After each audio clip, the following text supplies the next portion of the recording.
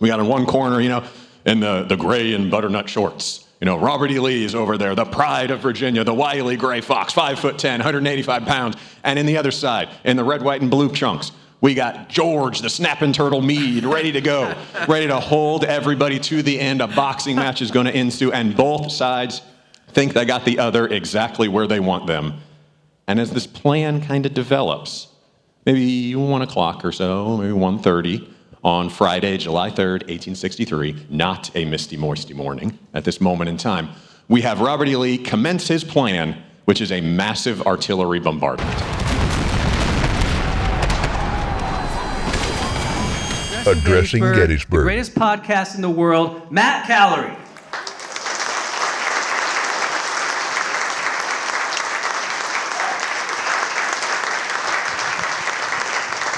Thank you. Come on, boys, have a seat. I'm just going to, that'll work. Good evening, good afternoon, whatever it is. Welcome, everybody. Thanks for coming out. For those of you, I'm going to stand in the middle of them here so I don't block their view. For those of you who have never heard of a podcast, and maybe there's some people out there who haven't, think of Johnny Carson and then subtract talent and appeal, and that's what we are, okay? All right, I'm going to go over to my desk here and introduce our guests to you, so give me 1 second. Okay. From my left, both politically and geographically, it's such an old line, Codie Eash, ladies and gentlemen. He is the Director of Education and Interpretation at Seminary Ridge Museum and Education Center. Since 2012, he's been doing that. He has presented and written for local, regional, and national organizations and is involved in several digital history projects and publications, including Pennsylvania in the Civil War Monitor, Emerging Civil War, W. Britain, Addressing Gettysburg, and Gettysburg Magazine. And he is most known locally for his impeccable hair helmet. Codie Eash, ladies and gentlemen. Britt Isenberg is next in line. He is a nonprofit executive, public historian, and author based in Gettysburg, Pennsylvania. His work connects audiences to history through innovative educational initiatives, strategic partnerships, and place-based interpretation. He is an author, and he wrote the book The Boys Fought Like Demons and the 21st Pennsylvania Cavalry, and he is co-author of Gettysburg's Peach Orchard with Jim Hessler. That is the recipient of the Batchelder Coddington Award, and he's the author of The Second Day at Gettysburg, an illustrated study of the battle's pivotal second day, coming out July of this year, and he is in competition with Codie for the best hair in town. Britt Isenberg. Now we move on to the hair-deprived portion of our panel here. Kevin Bryant. He became a licensed battlefield guide in 2018, primarily providing tours on horseback and carriage. He has 3 master's degrees and has worked in public history since 2006 in Ohio, Illinois, and Maryland. This is his 7th time on Addressing Gettysburg, and you are going to love his voice. Kevin Bryant, ladies and gentlemen. Last but not least, Louis Trott, an old friend of ours, served in the U.S. Army for a total of 21 years as a field artillery gun chief, while also attaining the position of jump master while serving in an airborne artillery unit. During this time in the Army, he saw the Berlin Wall while it was still standing. So he's old. He's a combat veteran of Desert Storm and Operation Iraqi Freedom, finally retiring in 2018 as a master sergeant, has master's degrees in history and library science, first became interested in history as a teenager studying World War II, and he caught the Gettysburg bug after seeing the movie Gettysburg multiple times. Who among us hasn't? And licensed battlefield guide since 2016, and he's a long-suffering Baltimore Orioles fan. Louis Trott, ladies and gentlemen. So if you're new to the Battle of Gettysburg, I just want you to know that you are in good hands tonight. These guys know what they're talking about. I don't. I just know how to ask people questions. So that's what we're going to do today. We might as well start off with a little bit of a background to the Battle of Gettysburg. Of course, that's going to be I mean, there's a lot of background to the Battle of Gettysburg, but we're limited for time. So we're going to turn it to Britt. Britt, tell us about, I don't know, June 30th, but you could probably throw in a little bit, but set the stage for the Battle of Gettysburg on July 1st, 1863, please, sir. All right, thank you, Matt. Once upon a time, no, I'm just kidding. So how do we get this underway to really lay some context for the battle with these experts up here? I think it's important to note, just for general context, the American Civil War had been going on for nearly 2 years. And the armies that are in the Eastern Theater that will end up fighting here at Gettysburg are very much armies in transition. They've seen, specifically on the Union side, a lot of leadership changes. They've known virtually nothing but defeat. And on the opposite side of the coin for Robert E. Lee's Army of Northern Virginia, they've generally known nothing but victory. So important to note that as Lee's army moves northward into Pennsylvania to solve a lot of the problems that we won't go into crazy detail about today, for the first time in this conflict, they are fighting on the enemy's soil.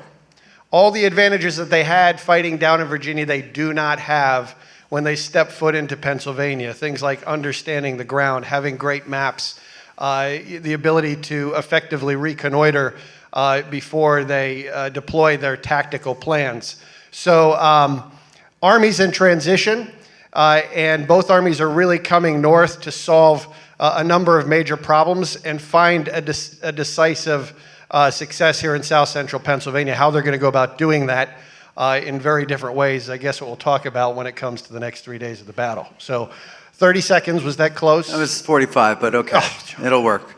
Fired. But so you got the idea. Now, so set the stage then. So June 30th, what does it look like? Where are they around Gettysburg? And how do we get to that?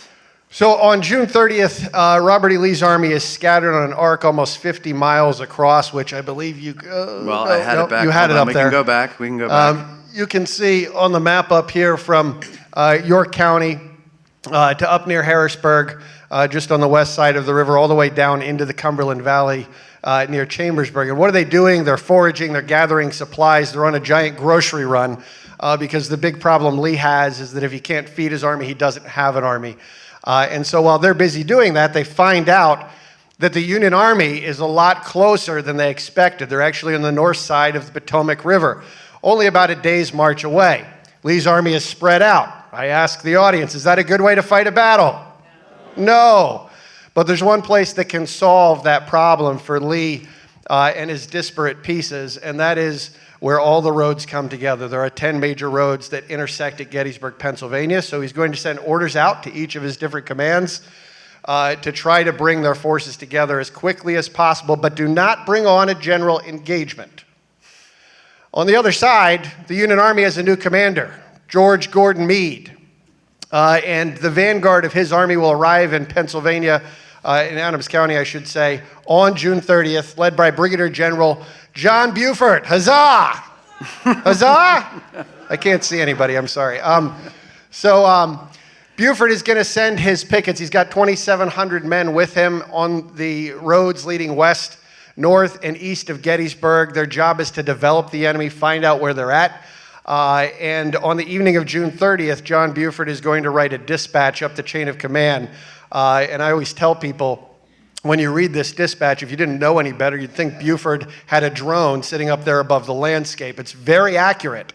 And again, I remind you, for the first time in this war, the Union Army has the advantage of being on their home turf. And this is what's going to help the Union High Command make the decisions they will that will lead to battle here at Gettysburg the next morning. So the next morning, July 1st, that's the map that we're looking at up here now. How does that start off? I heard it was a misty, moisty morning. 'Twas a misty, moisty morning, and all the feathered songsters were singing Once Upon a Time. This is yours, Codie, right? Go ahead. Tell us how it played out. So, the Lutheran Seminary is marked on this map that you can see here by the cupola emblem of Seminary Ridge Museum. We're housed now in the original building on the campus of the seminary. This is one of the maps that's in our exhibits on the fourth floor, which talks about the first day of the battle. And what you're basically seeing here on this map is sort of a combination of about 3 hours of action, give or take.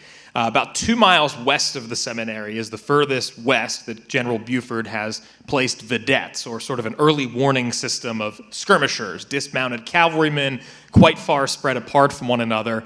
Buford's goal is not to really fight and win a battle that morning, but to gather intelligence and information. And he has his forces scattered across these north to south running ridges, starting at Knoxland Ridge, and then just east of that is Herr Ridge, and east of that is McPherson Ridge, and east of that is Seminary Ridge, and then you get to the town.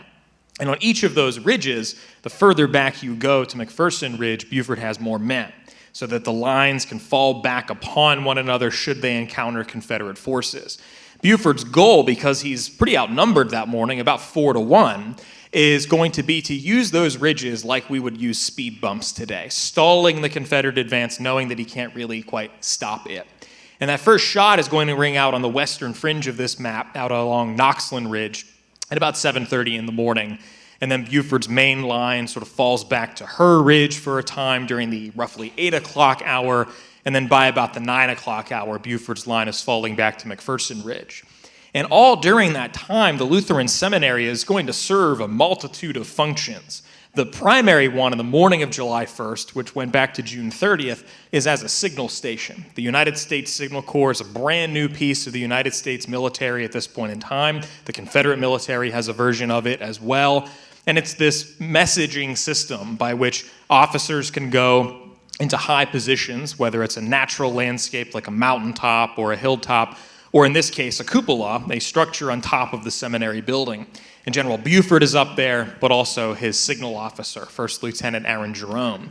And he's really kind of at the center of all of this, seeing the fighting happening to the west. There are civilians up there. The Lutheran Seminary has students who are still there for the summer semester, which is ended on June 26th, the first day that Confederate forces passed through, but a handful of these folks are still there. And they can see, as one of them later calls it, the first puffs of smoke from the mouths of booming cannon.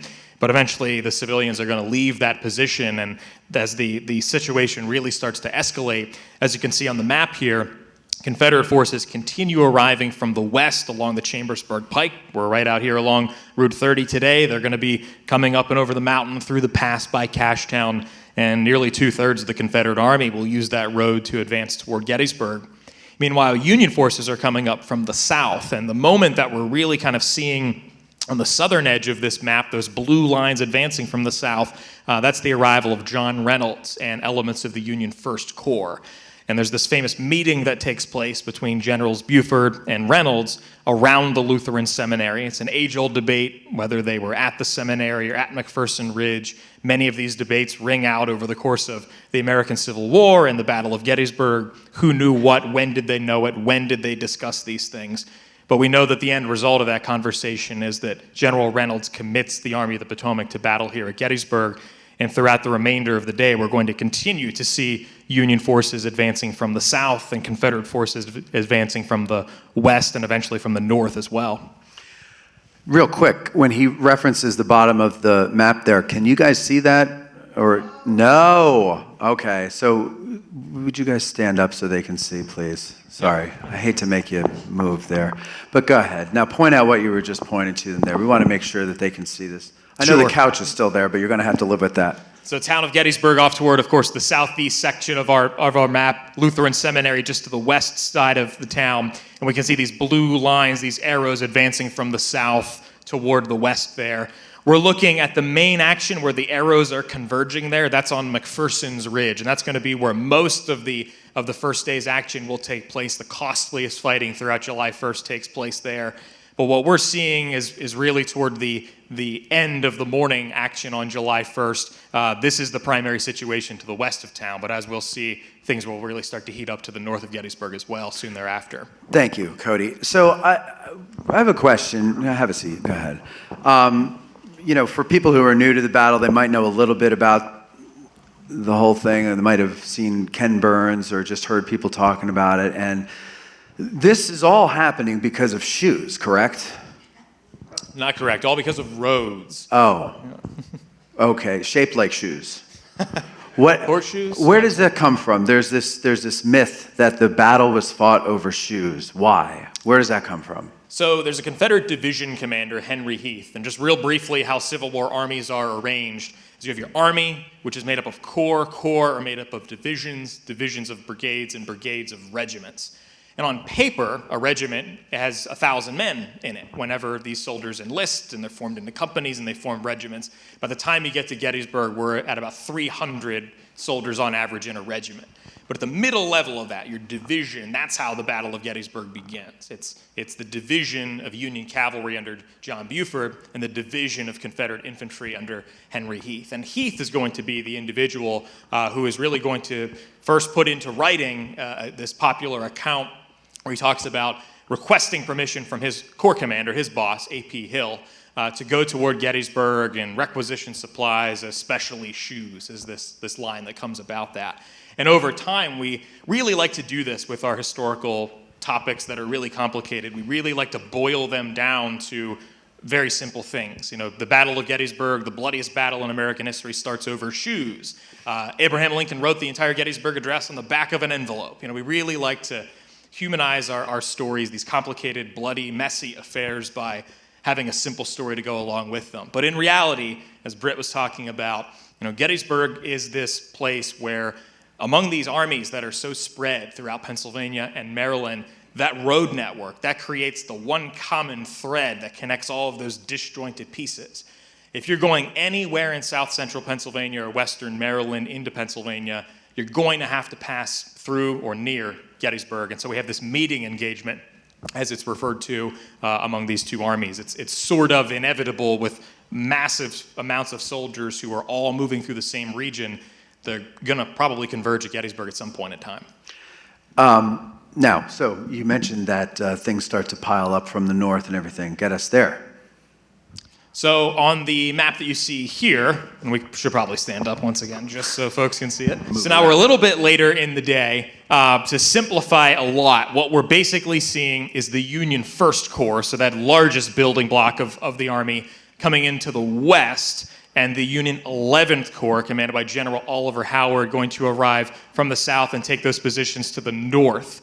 And what we can start to see here, if you look at those blue lines representing the United States Army, that's going to be basically this big inverted V, upside down L, however you want to look at that, facing to the west and to the north. And at its greatest, we're looking at numbers in the roughly 16,000 range as far as the number of U.S. soldiers who arrive on the field throughout July 1st.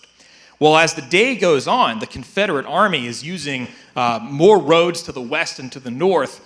They have soldiers who are here a little more closely on June 30th and July 1st, and so they're going to be able to consolidate their numbers a bit more quickly. And we're looking at the ballpark of roughly 30,000 Confederates who are going to arrive on the field throughout the course of the morning and afternoon. So we can start to see that there's this nearly 2-to-1 manpower advantage that's building up. And the Lutheran Seminary is going to be an important location as the signal station I mentioned a bit ago. It's the location of the first hospital. Of course, as these Civil War battles are unfolding, we're going to start to see that more casualties will develop as well. We're starting to see, you can see there are those 4 lines kind of stacked on top of one another. This becomes a reserve position. General Abner Doubleday decides to have these men build a barricade so that if they were knocked off of their main line on McPherson Ridge, they could fall back to that new position. But then we're also going to see that the observers in the cupola of the seminary, they're the first folks who see those Confederates coming in from the northern side. And so everything is sort of revolving around that area just west of Gettysburg. But we also start to see down at the very bottom of the map there, the U.S. flag with Howard's name at it. That is now developing as a fallback point. Even though they're not going to fall back for a couple hours after this point, we're starting to see that the goal is shifting. The goal initially in the morning was to try to stop the Confederates from getting access to that road network at the center of Gettysburg. Now we're realizing, as more forces are arriving on the field, the Union High Command recognizes that if it loses Gettysburg, it needs to secure that higher terrain to the south of town. And so we're looking at roughly the noon to 1 o'clock period here. There's sort of a lull that settles over the battlefield during that time, but then the fighting is really going to pick back up around the 2 to 2:30 period then and take us through the rest of the day. So is there an overall strategy to day one? Who's who's dictating how this is going? What, or are they just responding to things? In many ways, they're responding. There's this great line that General Buford gives us where he sends a dispatch at 3:20 in the afternoon to the Federal High Command, and he says, he gives them a basic disposition of what's happening. He tells them General Reynolds has been killed. That's a major piece of this that I failed to mention. He's killed really about 45 minutes or so after he arrives. Highest ranking officer killed at Gettysburg. And at the end of this message, Buford gives this very simple but extraordinarily powerful line to me. He says, P.S. There appears to be no directing person. We need help now. And so we can see that throughout July 1st, just by virtue of casualties, by virtue of higher ranking officers than others arriving on the field, there's no continuity of command for the Union Army. And throughout July 1st, we're going to see 7 different individuals, 7 generals who are at one point or another the highest ranking officer on the field, starting with Buford, whose goal is to keep the Confederates in check to the west of town, General Reynolds, who is succeeded by Doubleday, and they basically both have the same plan, which is to stop the Confederates from getting to the higher ground beyond town as long as possible, as Reynolds is going to say. But then when General Howard arrives on the field, he realizes that they have to have this backup plan to eventually withdraw back through Gettysburg. And then later in the day, General Winfield Hancock is going to arrive on the field, and he's going to actually make some sense of Cemetery Hill and do something with those Union soldiers there. For a brief moment late at night, there's General Henry Slocum, but then General Meade, who Britt mentioned a while ago, is the brand new commander of the Army. He doesn't get there until the middle of the night between July 1st and July 2nd. So there's no continuity of command, and it's kind of an evolution of a plan. And it's a great debate among historians as far as, what exactly was Lee's plan, what exactly was the Union plan, and the simple answer is that plan will evolve as the day goes on. All right, come on, boys, and sit down again. The day goes on, the fight goes on. It's not going well for the Union Army, though. They're outnumbered, kind of outpositioned. How does it go? Let's get some of the Bald Brigade in here. Kevin, Lewis, what do you take us further into July 1st? Well, contrary to popular view, I think the Confederates lose July 1st. They push the Union back. The Union ends up on favorable ground. The Confederates cannot afford to lose the amount of casualties they do on July 1st that they do. So if they don't have as many men in their total army versus the Union Army, they lose. The Union Army extracts a heavy toll as the Confederates are coming forward. And the Confederates can't afford that toll, and it's going to come back to haunt them again, particularly on July 3rd. And so I'm of a mind that the Confederates actually lose day one. One of my proudest moments as a guide, I got Dr. Peter Carmichael to at least say, I'll give you a draw. That's enough, man. You got a PhD and you're telling me I'm halfway making sense? I'll take it. So, so are you saying they lost day one, or day one basically set them up to lose the battle? Like, in other words, that's a good way of putting it. Okay. So they, if July 1st was the only battle at Gettysburg, it would have been a Confederate victory. Correct. But because it wasn't the only battle at Gettysburg and it went on for 2 more days with the Union on better position, it was kind of set them up for failure. Right. Yeah. Okay. Kevin, anything to add to that? Yeah, I want us to take a moment and really stop and think about something that Codie just shared with us. When he's talking about that dispatch that goes out, the dispatch that's going to say, it doesn't appear anyone's in command. Forget what we know might be coming in the future days of the battle. What we have at this moment in time is a battle underway with tens of thousands of people in both sides slugging it out, people dying, suffering, sorrow, and in the middle of all of that, what message is leaving U.S. Army? Nobody's in charge. That's not a good message to be receiving. Yeah. Just like, is it good to have the army spread out? Is it good to be in the middle of a battle and be like, nobody actually knows what we're doing here right now? And all these commands things that are evolving, that is a critically important moment to emphasize here. Yeah. Nobody's in command, or I don't know who is in command. Did Washington see that message? Where did that message go? That was the Pleasanton, I believe, so who is the Yeah, cavalry that's corps the commander, Pleasanton. so Buford's immediate superior. Okay. There are a lot of messages that are going to the next of command to give folks the situation of what's Yeah. happening. I believe that one goes to And Pleasanton. undoubtedly it gets to Meade because then Meade takes action against Doubleday on July 2nd. He Right. removes him from Corps Command. Go ahead. I was going to say it does introduce an interesting, kind of a squabble among historians that is somewhat recent in that did Buford's dispatch in any way, well, number one, is it possible that it could have reached Army headquarters in time to influence Meade's decision to send Hancock in the first place? I think a lot of people agree that it couldn't have. I'm one of those that think it quite possibly did. But also then in terms of how Meade is looking at his command structure moving into day 2 with all of the attrition that has taken place. And again, this is coming from John Buford. I know it's hard to remove what we all know about John Buford from our minds. But in that moment, Buford is a very trusted reconnaissance officer. He's a trusted cavalry commander. So to get a message like that, I think it's a very important point that you make.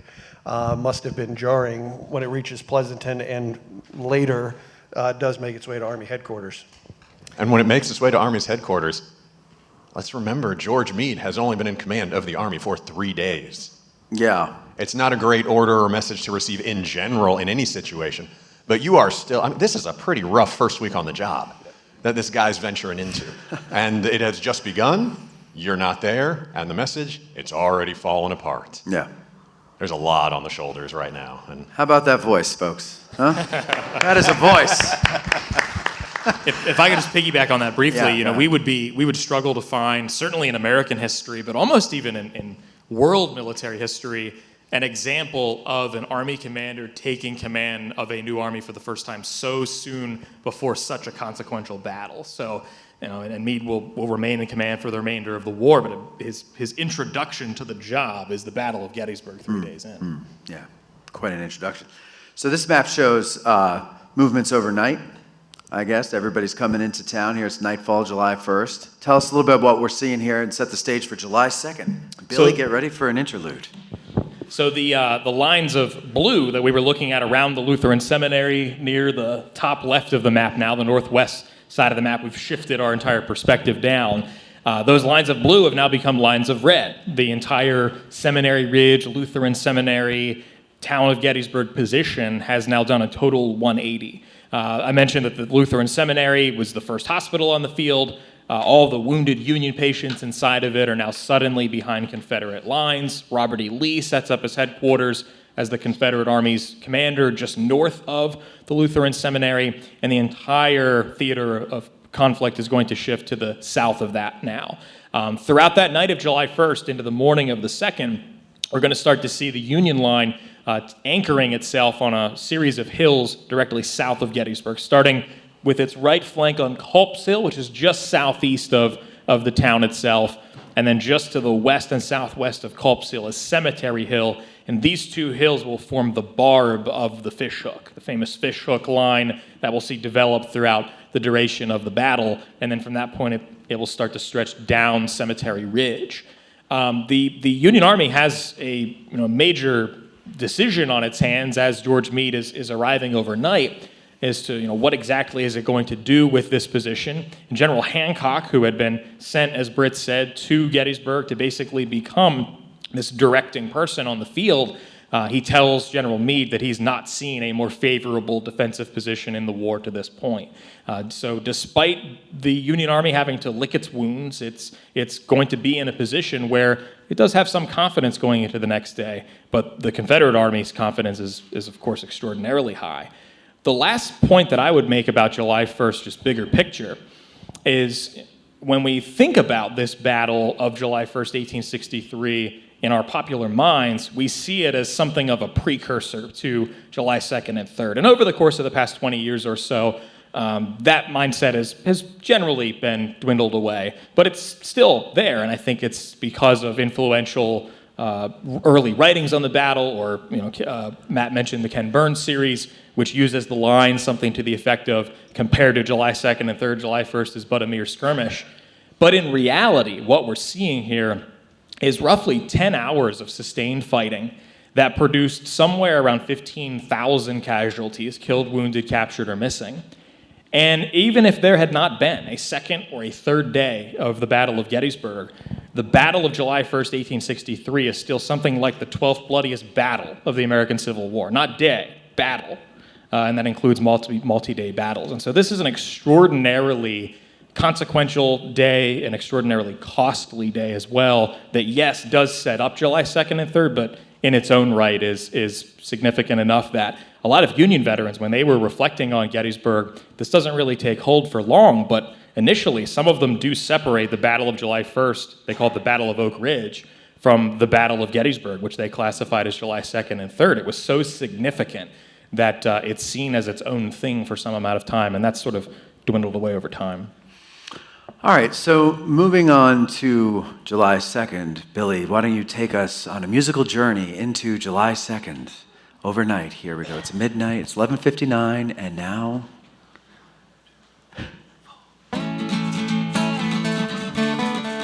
All right, that's good, Billy. Thank you. Okay, so July 2nd. Tell us a little bit about that. Let's set up July 2nd first. The armies are mostly up, right? Not everybody's up, but they're mostly up. They're up enough. Robert E. Lee is here. George Meade has arrived overnight. Go ahead. Baldies. All right, July 2nd. So both armies, as you mentioned, are consolidating. What I find most fascinating throughout the 3 days, really, is the period. There's not any heavy fighting, but between daylight on July 2nd till about 4 p.m. when the heavy fighting starts. There's confusion on both sides, Union and Confederate, and this creates what we call military friction. On the Confederate side, Robert E. Lee wants to attack again, but he's got to figure out where to attack, and what he's going to do is look for the Union left flank. And if you're looking on the map, that's down near the Little Round Top area, let's just say there. So about 4:30 in the morning, he's going to send his chief engineer officer, Captain Samuel Johnson, out with a couple other soldiers to reconnoiter that area south of the Union position. He's looking for, let me stand up here, he's looking for the end of the line. And so Captain Johnson moves down here.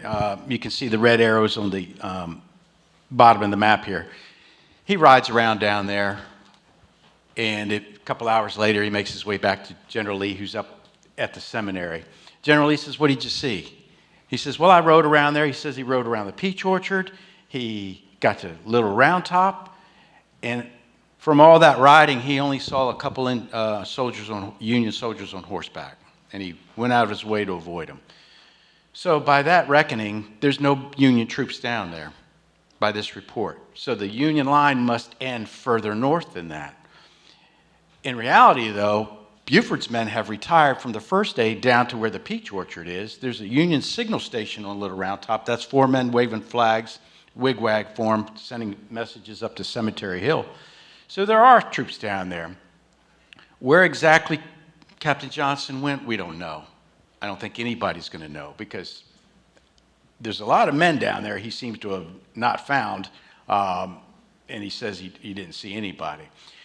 So based on that information that Lee gets, Lee decides he wants to attack the Union left as soon as possible, and he's going to move General Longstreet's corps south to extend. You can see where A.P. Hill's corps is. He's going to extend that line further south. His plan is to come out, you can see on the bottom, Longstreet with 2 divisions, McLaws and Hood, move towards the east and then turn northeast and head up in the direction of the Emmitsburg Road. And again, he wants this to happen as soon as possible. And he issues this directive to General Longstreet around 9 o'clock. And then he leaves his headquarters, General Lee does, and he rides over to the other end of his line on the right, where you see Ewell up here next to east of the town of Gettysburg. And he's talking to General Ewell, and he tells General Ewell, when you hear Longstreet open up, I want you to open up and create a diversion, and if the opportunity presents itself, translate that into a full-blown attack. And then he comes back to the seminary area, and Longstreet hadn't moved yet. and Longstreet's waiting on another brigade to arrive from about 25 miles away from Gettysburg. And General Lee says, all right, you can wait on them. It's a brigade of Alabamians. Those Alabamians are going to march a marathon this day without much water, and they're the ones that are going to end up attacking Little Round Top. So that's the situation on the Confederate side. On the Union side, there's confusion as well. Meade's consolidating his line. He's trying to extend that line south from Cemetery Hill down Cemetery Ridge, and he wants it to terminate on Little Round Top. The lower portion of this ridge line to include Little Round Top, he wants the 3rd Corps under a fellow named Major General Daniel Sickles to occupy.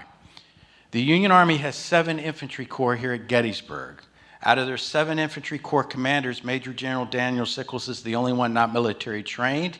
He's a politician from New York that thinks he knows better. He does not like Meade. Meade does not care for him. So early morning, the 3rd Corps has arrived finally, and they arrive overnight, and very early in the morning, the rest of them arrive on July 2nd. Meade is going to send a staff officer, his son, Captain Meade, down to show and transmit to Sickles where he wants them. And he tells him, I want you to extend the line of the 2nd Corps down the ridge and occupy Little Round Top, replacing the division that was previously there. Captain Meade gets to the tent where Sickles is. Sickles is not quite awake yet, and he leaves a message and says, this is where we need you to line up. Well, Sickles sends word back and says, well, I'm not really sure where that division was. They weren't lined up anywhere. It was just a mass of men down here, and now they're gone. So he's playing kind of dumb. Eventually, Sickles is going to ride to Meade and say, look, where do you want me? And he tells him again, I want you to extend the 2nd Corps line down to Little Round Top, occupy Little Round Top. Sickles is going to say, can I adjust that line if need be? And Meade's going to say, you can adjust it within limits, but that's what I need you to occupy. He says, well, can you send somebody with me to help me out? Meade is going to send the Union Artillery Chief General Henry Hunt, to help out Sickles, because Sickles is still confused. Hunt's going to ride down here with Sickles. Sickles looks out there in the middle of the map. Towards the bottom, you'll see the peach orchard. That's elevated ground along the Emmitsburg Road. And Sickles says to Hunt, doesn't that look nice out there? We sure could put some artillery out there, and we could do some damage. And I'm afraid the Confederates are going to move there and put their artillery there and fire on us. And Hunt says, yeah, it is a pretty good artillery platform, but that's not where you're supposed to be. And then Hunt says, I think there's Confederates across the way over in these woods where you see the name Anderson here on the map. And so Sickles is going to do a smart thing. He's going to send some sharpshooters and about 200 soldiers from the 3rd Maine west across the field, and then they're going to turn north into those woods. Those woods are called Pitzer's Woods, to feel out the right flank of this Confederate line. And they're going to run into some of Anderson's men. A brigade of Alabamians are in those woods, and there's going to be a sharp skirmish.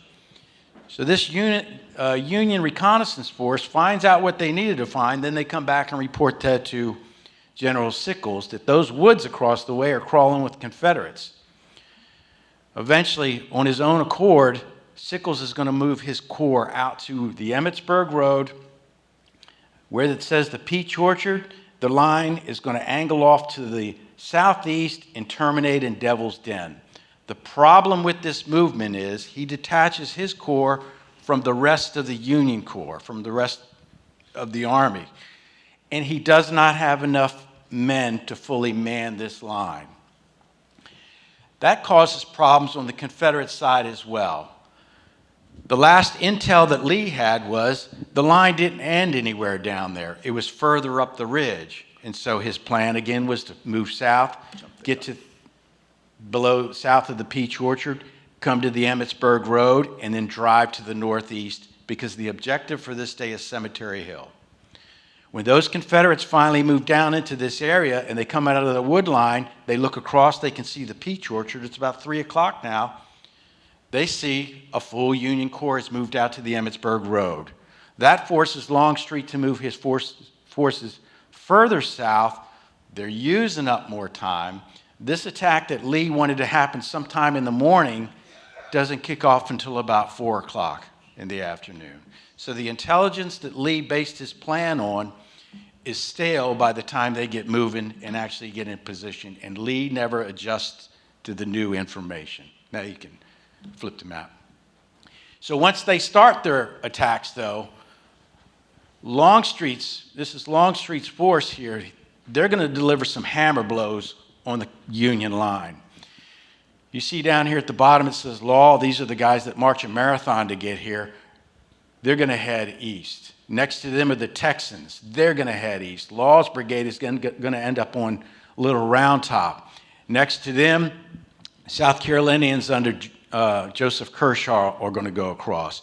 Next to them, Mississippians under William Barksdale are going to go across, and they're going to break the salient at the Peach Orchard where Sickles' men had moved out.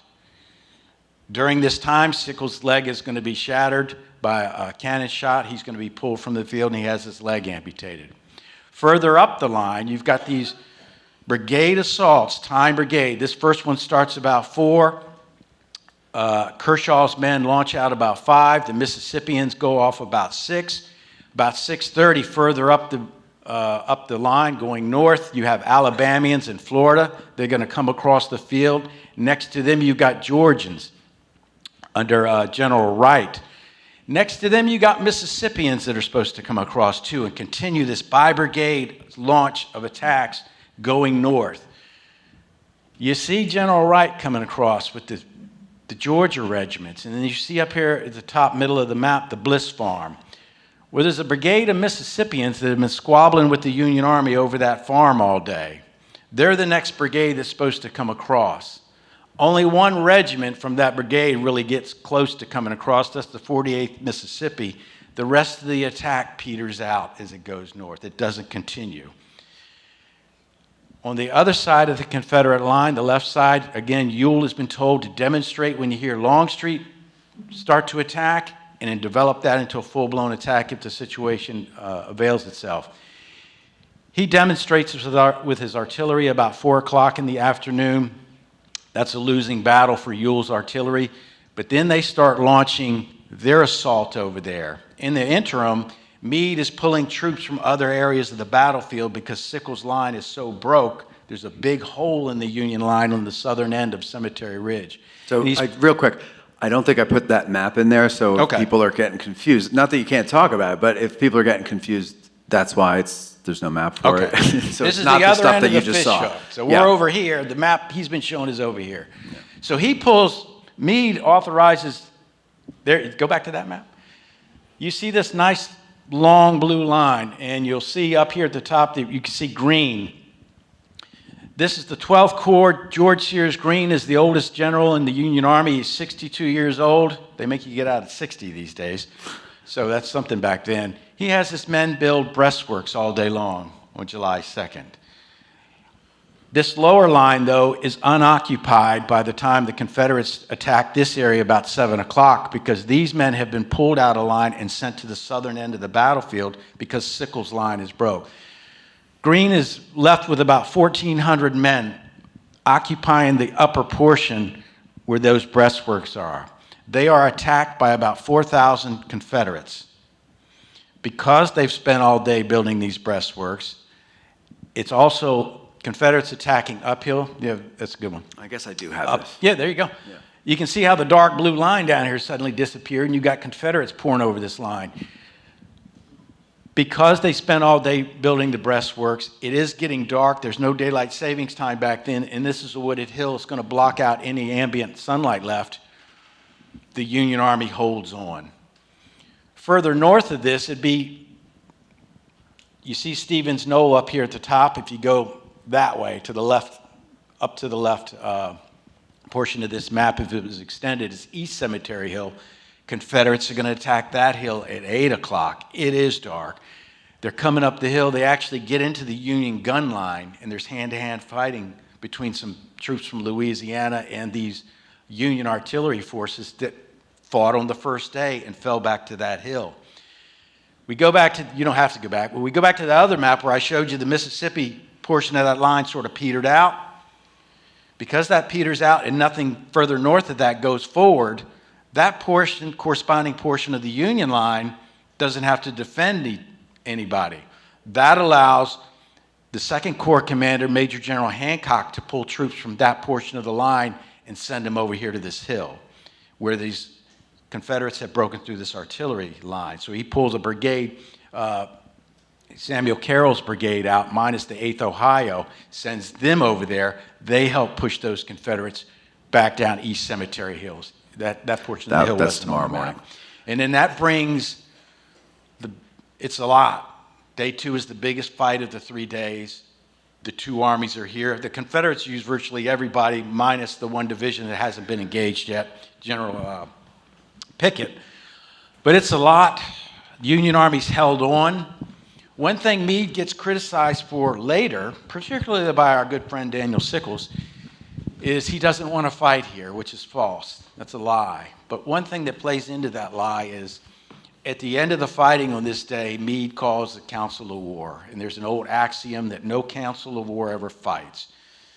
What Meade is doing is he's getting a progress report on the units, his various corps of his army, how many men you got left, which shape they're in, supplies, etc., who needs ammunition, we got to resupply.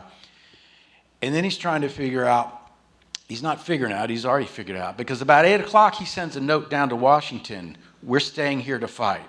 He's already made up in his mind, we're staying here. He has this council of war, though, to get buy-in from his subordinates. Back to Kevin's point, he's been in command for 4 days. He doesn't necessarily know all these corps commanders he has, and some of them are replacement. You got Reynolds killed on the first day, so he's not intimately familiar with these other corps commanders. He's trying to get their buy-in, but he's already decided to stay and fight. But he gets unfairly criticized for having this particular council of war. And Go ahead. that wraps up the second day. I hope I summarized it in a way that it wasn't confusing. So, This is what you get when you invite listed army up here. any non-veterans like to add about something about day 2? Non-veterans with hair. Yeah, with hair. Yeah, I'll add something. I think it's important to note that, there's an obvious discontinuity when it comes to the command structure on both sides, and that's partially because of experience, partially because of attrition. But at the end of the day, these are real humans, many of them in a place that they're not familiar with, they haven't been before.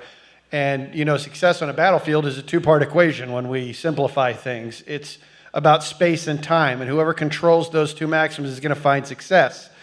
So one of the things that I think is really important to mention about July 2nd, 1863, you could argue this for the rest of the battle too, is that, there are a lot of veteran soldiers on this battlefield, and they are fighting individual fights without a lot of direction or a lot of information to understand what their true objective is.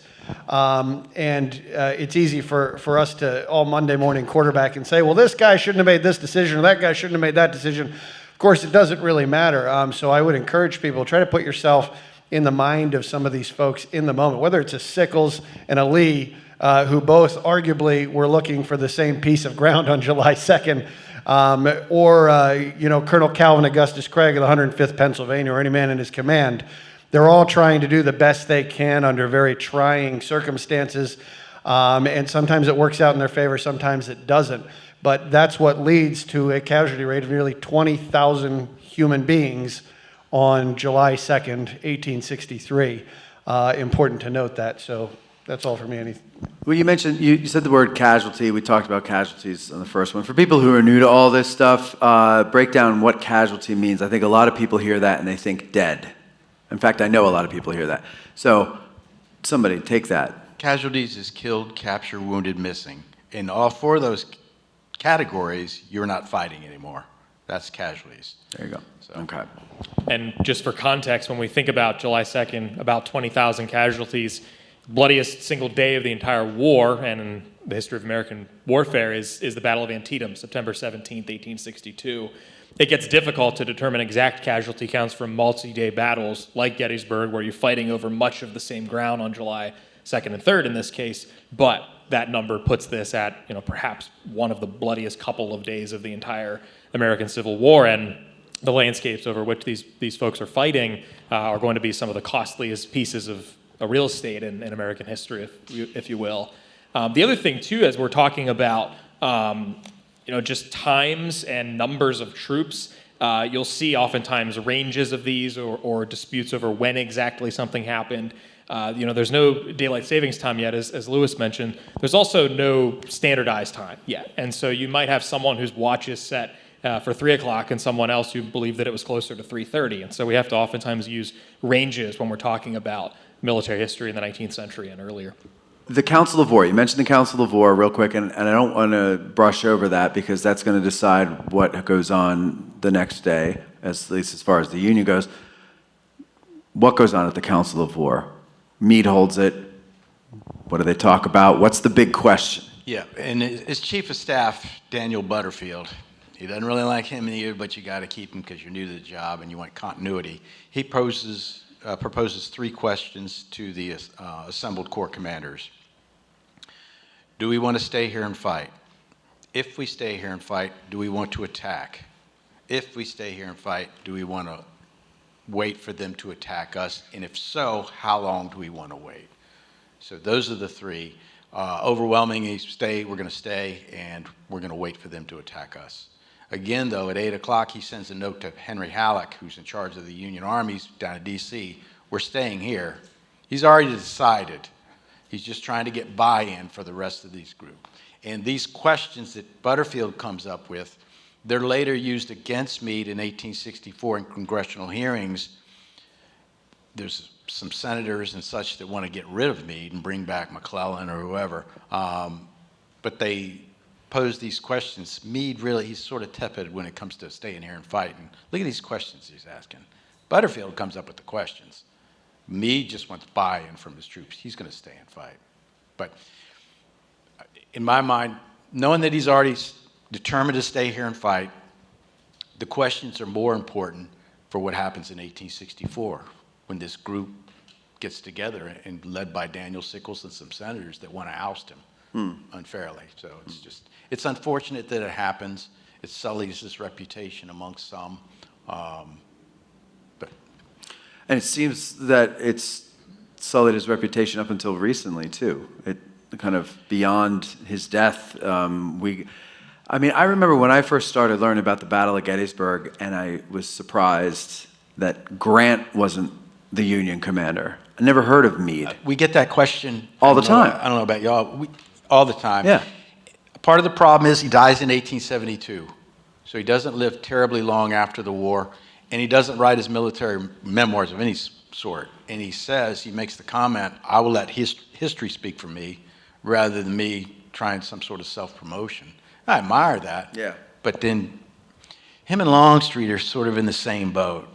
Longstreet was stomped on for a long time too, and then historians looked at things more objectively.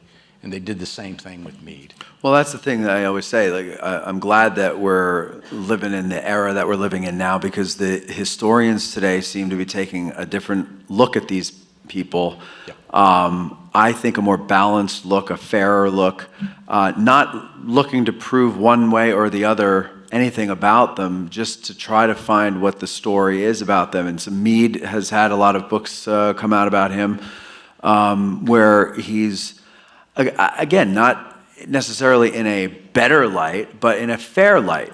Objective. Objective. That's the thing with the story of Gettysburg. You don't have to embellish it. No. It's got so much there. Yeah. Just tell the story. It does. Yeah. Okay. July 3rd is coming up. Barry White. Barry White? Oh. Because of the voice. Yeah. Barry, do you have something? Kevin, not Barry. Kevin, do you have something to add? Yeah, let's think for a sec. When we're talking about George Meade pulling together his commanders for this Council of War, does Robert E. Lee do that? So that's where I was on the going. same night? What's Lee doing at the same time? Yeah. Lee is not pulling all his people together. So we can pile on George Meade and say, you're a coward, you're just trying to do this thing, you lack conviction, you don't have the determination or the assertiveness to make the command decision yourself. Maybe there's something to the idea of getting the feedback, learning specific on-the-ground information from your command structure. And so many decisions that we're about to get to on July 3rd, I'm not going to say it's the reason behind them. But I don't think Robert E. Lee would have been hurt by having a much more improved understanding and conversation with his senior generals, which for whatever reason, it's easy to armchair general, but for whatever reason, he doesn't make that choice. There is no point that I am aware of, maybe somebody can correct me, during the course of the Battle of Gettysburg where Robert E. Lee has his entire high command in one place with him. A decision like that is really, really going to matter as the sun gone down on July 2nd and as it's preparing to rise on July 3rd. Conversations are important. Yeah, and he doesn't seem to have. He's also not feeling well, and it's hard to be effective when you're not feeling well. Wait a second. Who in either of these armies is feeling well? Oh, that's a great point. That's a great point. I'm sorry, I just Yeah, no, that's a fair point. Okay, let's move on then to July 3rd. We have to give people a bathroom break soon. So, let's take that, Kevin. Why don't you take July 3rd for us? Yeah, so on July 3rd, Robert E. Lee's original plan, even though he didn't have these broader conversations, is we're basically going to continue doing everything that we did yesterday. We're just going to finish it up. The sun went down on July 2nd, so we didn't get the knockout blow that we were looking for, but July 3rd is that chance. We'll continue our assaults on the right side and on the left side, which was those Culp's Hill, those little round top maps that we had seen. But some things develop that don't let Robert E. Lee have the opportunity to do what he wanted to do. The attack starts before he was even ready. He was hoping for an early morning attack on Culp's Hill, that place where we'd seen the huge map of all the breastworks and the fortifications. But before Robert E. Lee can commence his attack on the morning of July 3rd, some pesky federal cannoneers start opening fire, and they get ahead of the game. And Robert E. Lee can't launch all his attacks the same way that he had wanted. You got to improvise, you got to adapt, and you got to play with whatever's shooting back at you. So a battle now erupts in those early dawn hours of July 3rd of thousands of Confederates who have reinforced during the night, fighting thousands of Northern soldiers who have also reinforced during the night, now in trenches, and the battle drags on and on and on for hour after bloody hour, and for what is arguably the longest sustained major combat, aside from things at Long Lane or other little niche subjects we could get into but won't get into in this context. This battle is going to go from something like 4:30 in the morning to maybe 11:30 in the morning, 7 hours of heavy, sustained combat, and when that wraps up, things are kind of where they were when everybody started fighting on that day. The Confederates were not able to dislodge that plan, so Robert E. Lee needs a new strategy. He needs a new idea, because I can't just keep doing what we were doing the day before, because everybody's reinforced. My prelude assault on the morning of the 3rd, that didn't get off the way that I wanted to. People were in the way. So he is going to adopt a strategy that I like to call the Star Wars strategy, right? I think you can sum up Robert E. Lee's entire July 3rd afternoon plan with the cinematic masterpiece Revenge of the Sith, Episode 3 from Star Wars. It's a spoiler alert. If anyone hasn't seen this in 21 years, what's wrong with you? But I'm going to go ahead and kind of reveal one scene here that I think justifies everything that unfolded with his new plan. You got this scene at the end, this cool guy, Obi-Wan, right? He's up on this little high ground, and he's looking down from the high ground, and he's saying, "It's over. I got the high ground." And what do we hear from the lower area? "You underestimate my power." Robert E. Lee is on the lower ground. "You underestimate my power," because of what we have heard. They've got this track record of success. They've got 2 days of not knockout blows, but what looks like victories, depending on how you shake it. You're invading the north, you're free from all of your supplies, you're making progress. You know what your army can do, because they've done amazing things, not just over the days, but over the weeks and over the years. And up on that high ground, George Meade's almost saying, don't try it. Don't try it. Because George Meade, from his Council of War, is equally confident. I got you where I want you. We got in one corner, in the gray and butternut shorts. Robert E. Lee is over there, the pride of Virginia, the wily gray fox, 5'10", 185 pounds. And in the other side, in the red, white, and blue chunks, we got George, the snapping turtle Meade, ready to go, ready to hold everybody to the end. A boxing match is going to ensue, and both sides think they got the other exactly where they want them. And as this plan kind of develops, maybe 1 o'clock or so, maybe 1:30, on Friday, July 3rd, 1863, not a misty, moisty morning at this moment in time, we have Robert E. Lee commence his plan, which is a massive artillery bombardment. maybe 150, something in that range of Confederate guns start opening fire on the center of the Federal line. You see, from Robert E. Lee's point of view, if I haven't been able to destroy their two sides with my series of attacks over the last couple of days, they've reinforced. Logically, they have to have pulled soldiers from somewhere else in the line to reinforce. So the center must be the weakest. So I'm going to attack there. I bombard it with a cannon fire that lasts maybe like an hour and a half or so. 150 Confederate guns firing into the center of the northern battle line. After a slight delay, dozens, maybe 80 or so, northern guns return fire. Think about what that would sound like. We're not that far away from the Gettysburg battlefield where we're sitting right now. 230 of the big guns thundering back and forth at each other for something like 90 straight minutes. This is unbelievably loud. You could have people out there not just trying to keep their heart in their chest, but bleeding from their ears, from their noses, the concussive force, the smoke, you're tasting straight gunpowder going into your lungs as it's hanging on a day that's described as windless. But the idea is pulverize them with artillery, either forcing them to retreat, use up their ammunition and run out and take away their defensive ability, or they'll just get scared. And who among us could blame somebody if they got scared in a situation like that? These 18, 19, 20, 21, 22-year-olds, they're not superheroes. They're not very different than many of us. They want to live at the end of the day. They have names, they have faces, they have homes, they have somebody waiting on them. None of these people's dream was to die in some random town in Pennsylvania you've never heard of before. And yet iron by the thousands is going back and forth through the sky. And after 90 straight minutes, guns start falling silent. It's infantry time. It's Robert E. Lee's time to say, you underestimate my power. And as the smoke begins to clear on the battlefield, almost as if the god of war himself is setting the stage for everybody to see what's happening now. In the range of about 12,000 Confederate infantry begin moving forward, shoulder to shoulder, one line in front of another, wearing wool, long muskets, pounds of equipment hanging off of them. And as they begin advancing, you've got them in kind of two chunks, more or less. You've got two wings of it. So we're kind of got like two wings. There's a little gap between Britt and I. And you notice how we're sitting, between the four of us at least, it goes from increasingly more hairy to less hairy as we move further down the line there. So you've got these two separate sections. Yeah, you're not included. No one likes you anyway. So this is just for the four of us. Here. As we're making this advance, we're going to say, in this case, Lewis and I, the bald, beautiful people, we're going to be advancing. We're all going at the same time, but everybody's got a little bit different distance to cover. So we're going to strike first because we're just going straight. The people that unfortunately have hair still in their experience, they got to march at an angle. Enjoy it while it lasts. Much like the 71st Pennsylvania, it's not always there when you go to look for it.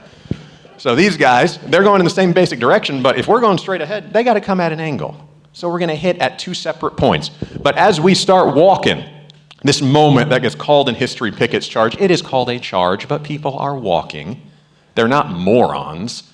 You walk because you've got a mile to cover in this distance, and even if you could cover it faster sprinting, these are people in the prime of their lives. What good is it if you sprint into your enemy battle line for a mile and then you're exhausted by the time you get there if they didn't turn and run? But with the smoke, we don't know initially what's there, so we begin advancing, and with the smoke now clear, dozens of United States artillery pieces open fire and begin raining iron destruction on 12,000 Confederates massed together advancing through the field. Things are not going to go well, because it sure doesn't look like the U.S. battle line was broken up for any number of niche reasons that whole books have been written about getting into what happened, why didn't it work out. What matters for us is Robert E. Lee's major artillery attack did not destroy the majority of the northern defenses. So they are attacking into an intact Federal battle line that not just rains artillery upon them, then when they get close enough, there's a road that cuts through the middle of the battlefield, the Emmitsburg Road. Two fences existing on either side. If you're a Confederate foot soldier, you got to climb across this fence, run across the road, climb across the second fence under artillery fire the whole time, and that is one of the critical moments where the northern infantry soldiers remind you that they didn't go anywhere. They just been watching, waiting, loaded, sometimes with multiple guns piled up next to them.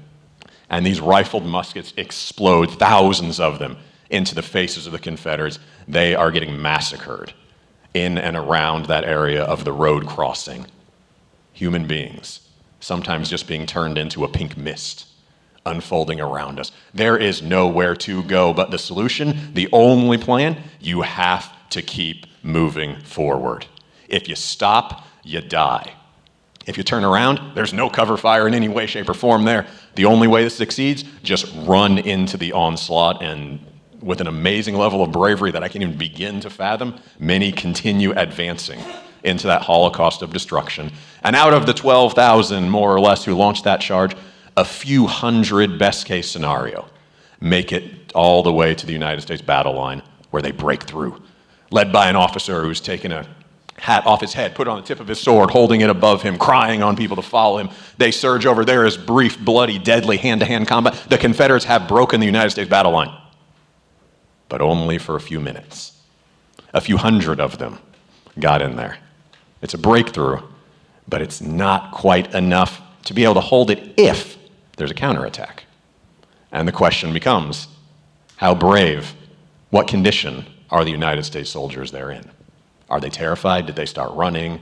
Did disaster, fear, panic spreads like disease through an army. But as the Confederates break through there and are fighting, it's very clear these United States warriors didn't go anywhere. A few of them may have taken a few steps back to reform. They're bayonet charging, they're advancing, and within just a couple more bloody moments, the United States battle line held, drove the Confederate attack back, taking killed, wounded, captured, prisoners galore in that area. Robert E. Lee gambled everything on this attack that we know as Pickett's Charge. And just like in Episode 3 of Star Wars, if you think you can do it and you attack that high ground, they're going to chop your legs off. Spoiler alert again, if you don't know where that's going in that journey here. It doesn't work out too well. But Lee felt, in many ways, he had no choice. You have to try this. It's the best chance you are going to have to win this thing. We can argue and debate, should you not have, whatever. But for this moment, I don't think it's nearly as crazy as it sounds, the decisions being made by either one of these officers. So much of Gettysburg gets boiled down to Pickett's Charge, this final July 3rd assault, which is monumental, which is cataclysmic, and which cost for the Confederates something in the realm of between maybe as much as 40 to 50% of that 12,000 man attacking force. The entire charge is about 45 minutes. That is less time than we have all been talking right now, even since the music. Can you imagine in the time since the five of us at least sat down, having lost something in the realm of 6,400 soldiers within just a few miles of where we are right now? That's what's so hard about all of these battles when you think of it. And, as we mentioned before, these regiments are made up of companies. These companies are from local towns or localities, and they know each other. They're related to each other.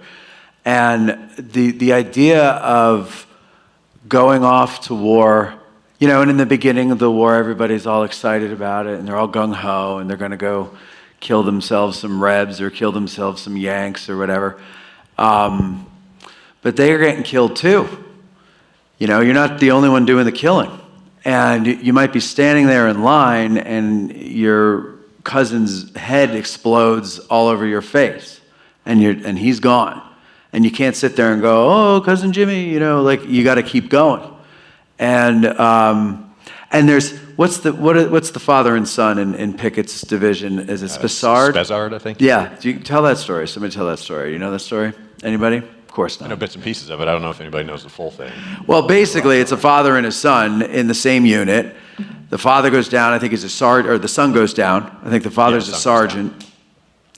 And his little boy is dead or dying. And he goes over to cradle him, and the captain sees him, and he says, come on, Spessard, you got to get going, you got to get going, you got to keep moving. And he goes, look what they did to my boy.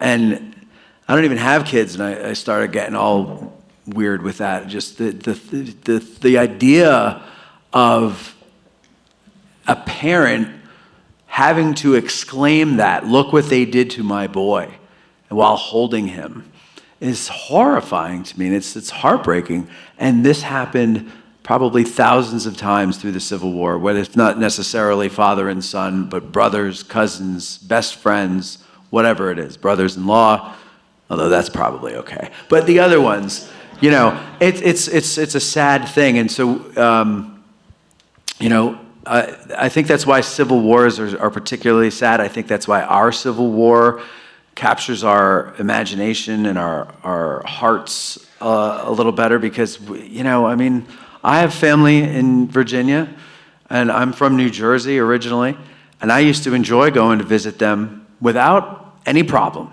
I didn't need a passport. I could just go. I needed a driver's license. That's all I needed, right? And nobody checked it at any border.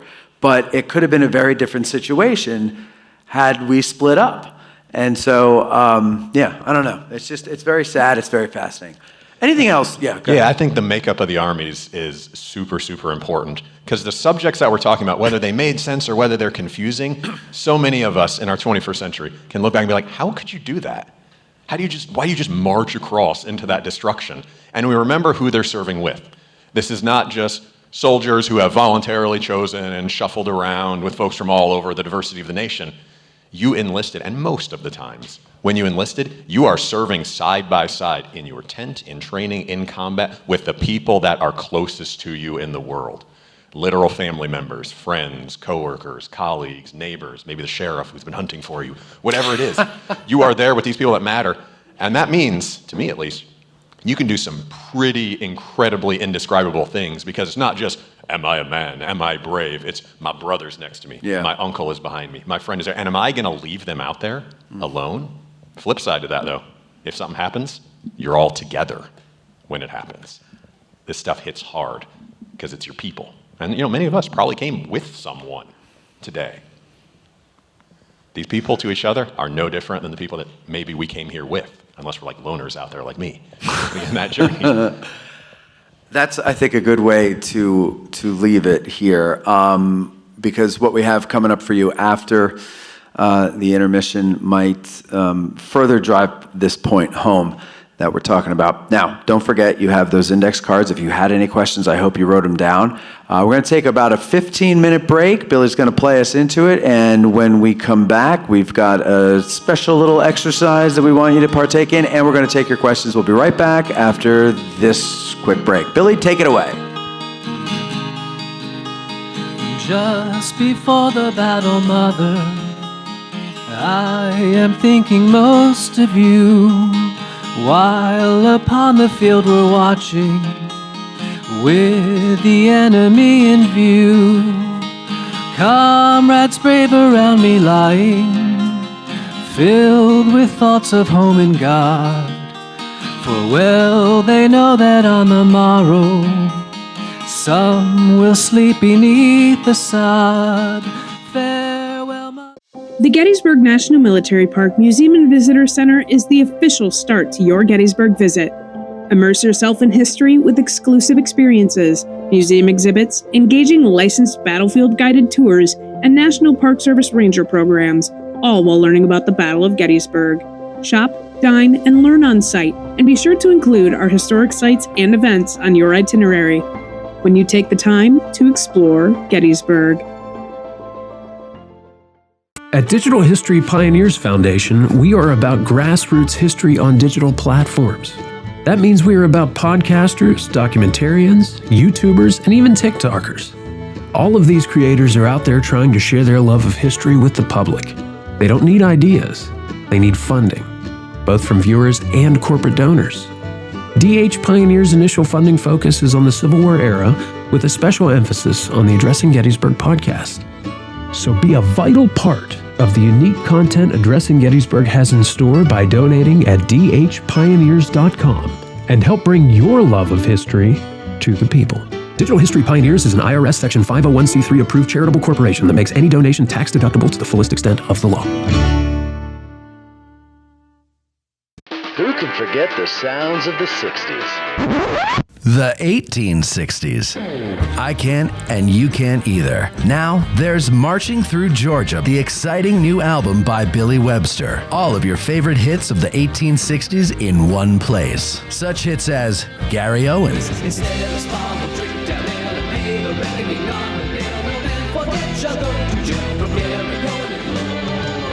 the Battle Hymn of the Republic.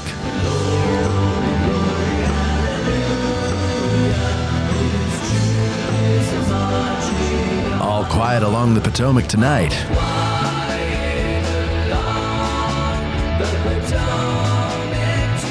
Marching through Georgia. And much, much more. So what are you waiting for?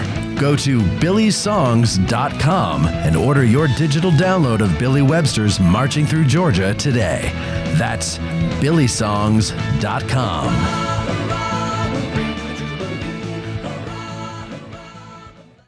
Seminary Ridge Museum and Education Center, Gettysburg's premier museum, is housed in the historic Lutheran Seminary building constructed in 1832, a witness to the first day of battle. The museum's 3 floors of exhibits connect visitors to the dilemmas that led to the Civil War, provide a powerful and personal view of the battle's first day, and explore one of the battlefield's largest hospitals. No visit to Seminary Ridge Museum and Education Center is complete without a guided tour of the building's famous cupola, where on the eve of battle, officers and civilians saw thousands of Confederate soldiers' campfires burning to the west, and Brigadier General John Buford watched for vital federal reinforcements as fighting erupted on the morning of July 1st. Today, you can stand where Buford stood and discover how this view helped chart the course of the Battle of Gettysburg. Your trip to Gettysburg is not complete without a serious visit to Seminary Ridge Museum and Education Center, Gettysburg's premier museum. Purchase tickets online at seminaryridgemuseum.org or call 717-339-1300. To get tickets or a cupola tour, listeners may call or walk in and mention address in Gettysburg, or by ordering online using the promo code AG1863 for 20% off. Seminary Ridge Museum and Education Center.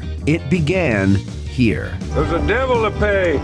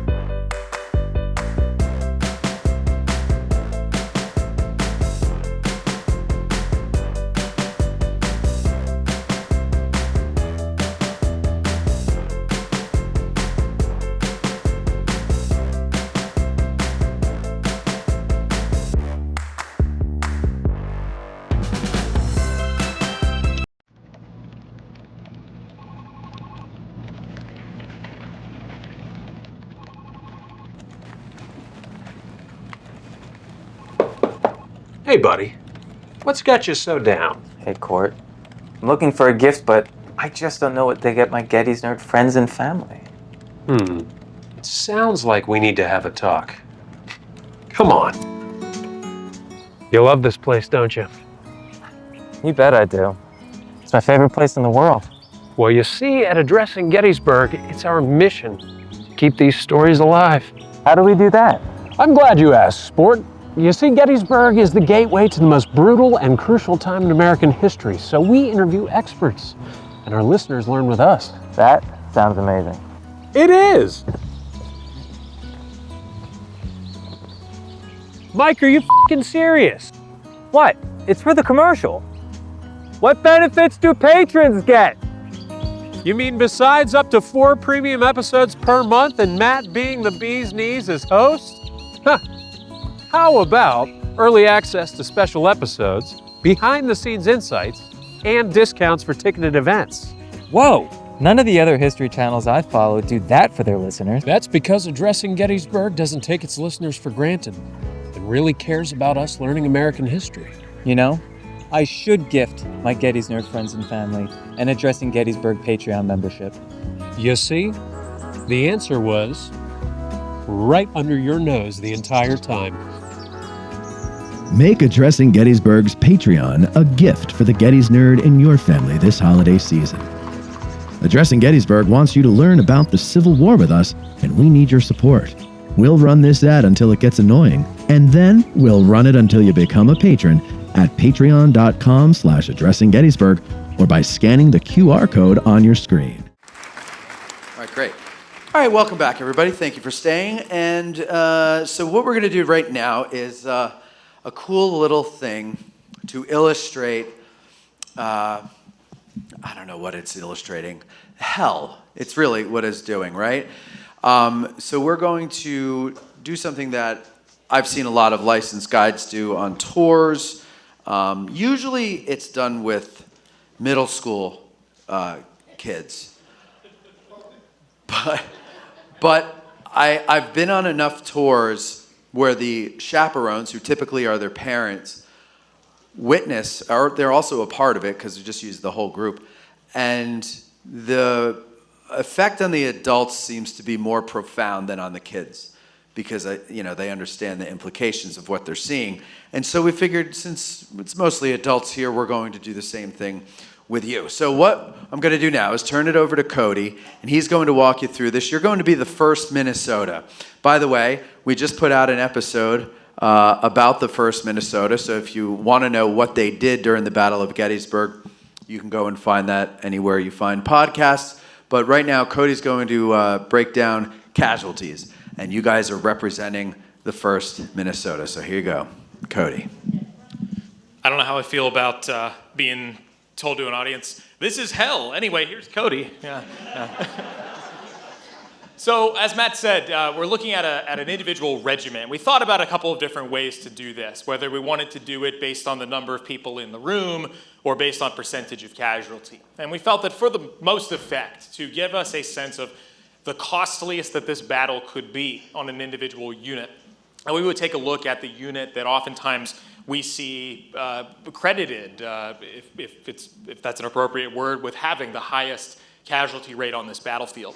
Now, much like we were talking earlier about times and troop strengths, all of these matters that we don't have exact numbers on, likewise, casualties are in that vein as well.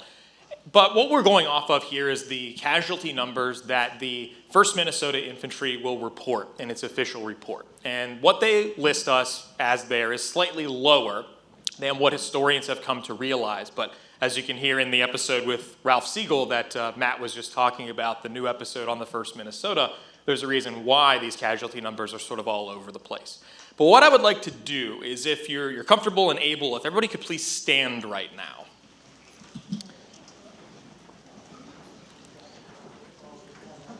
So for starters, of course, you all received from Bethany, and thank you, Bethany, for handing out the cards. If you have a blue dot on your card, go ahead and sit down. It's going to be a small number. If you have a yellow dot on your card, go ahead and sit down.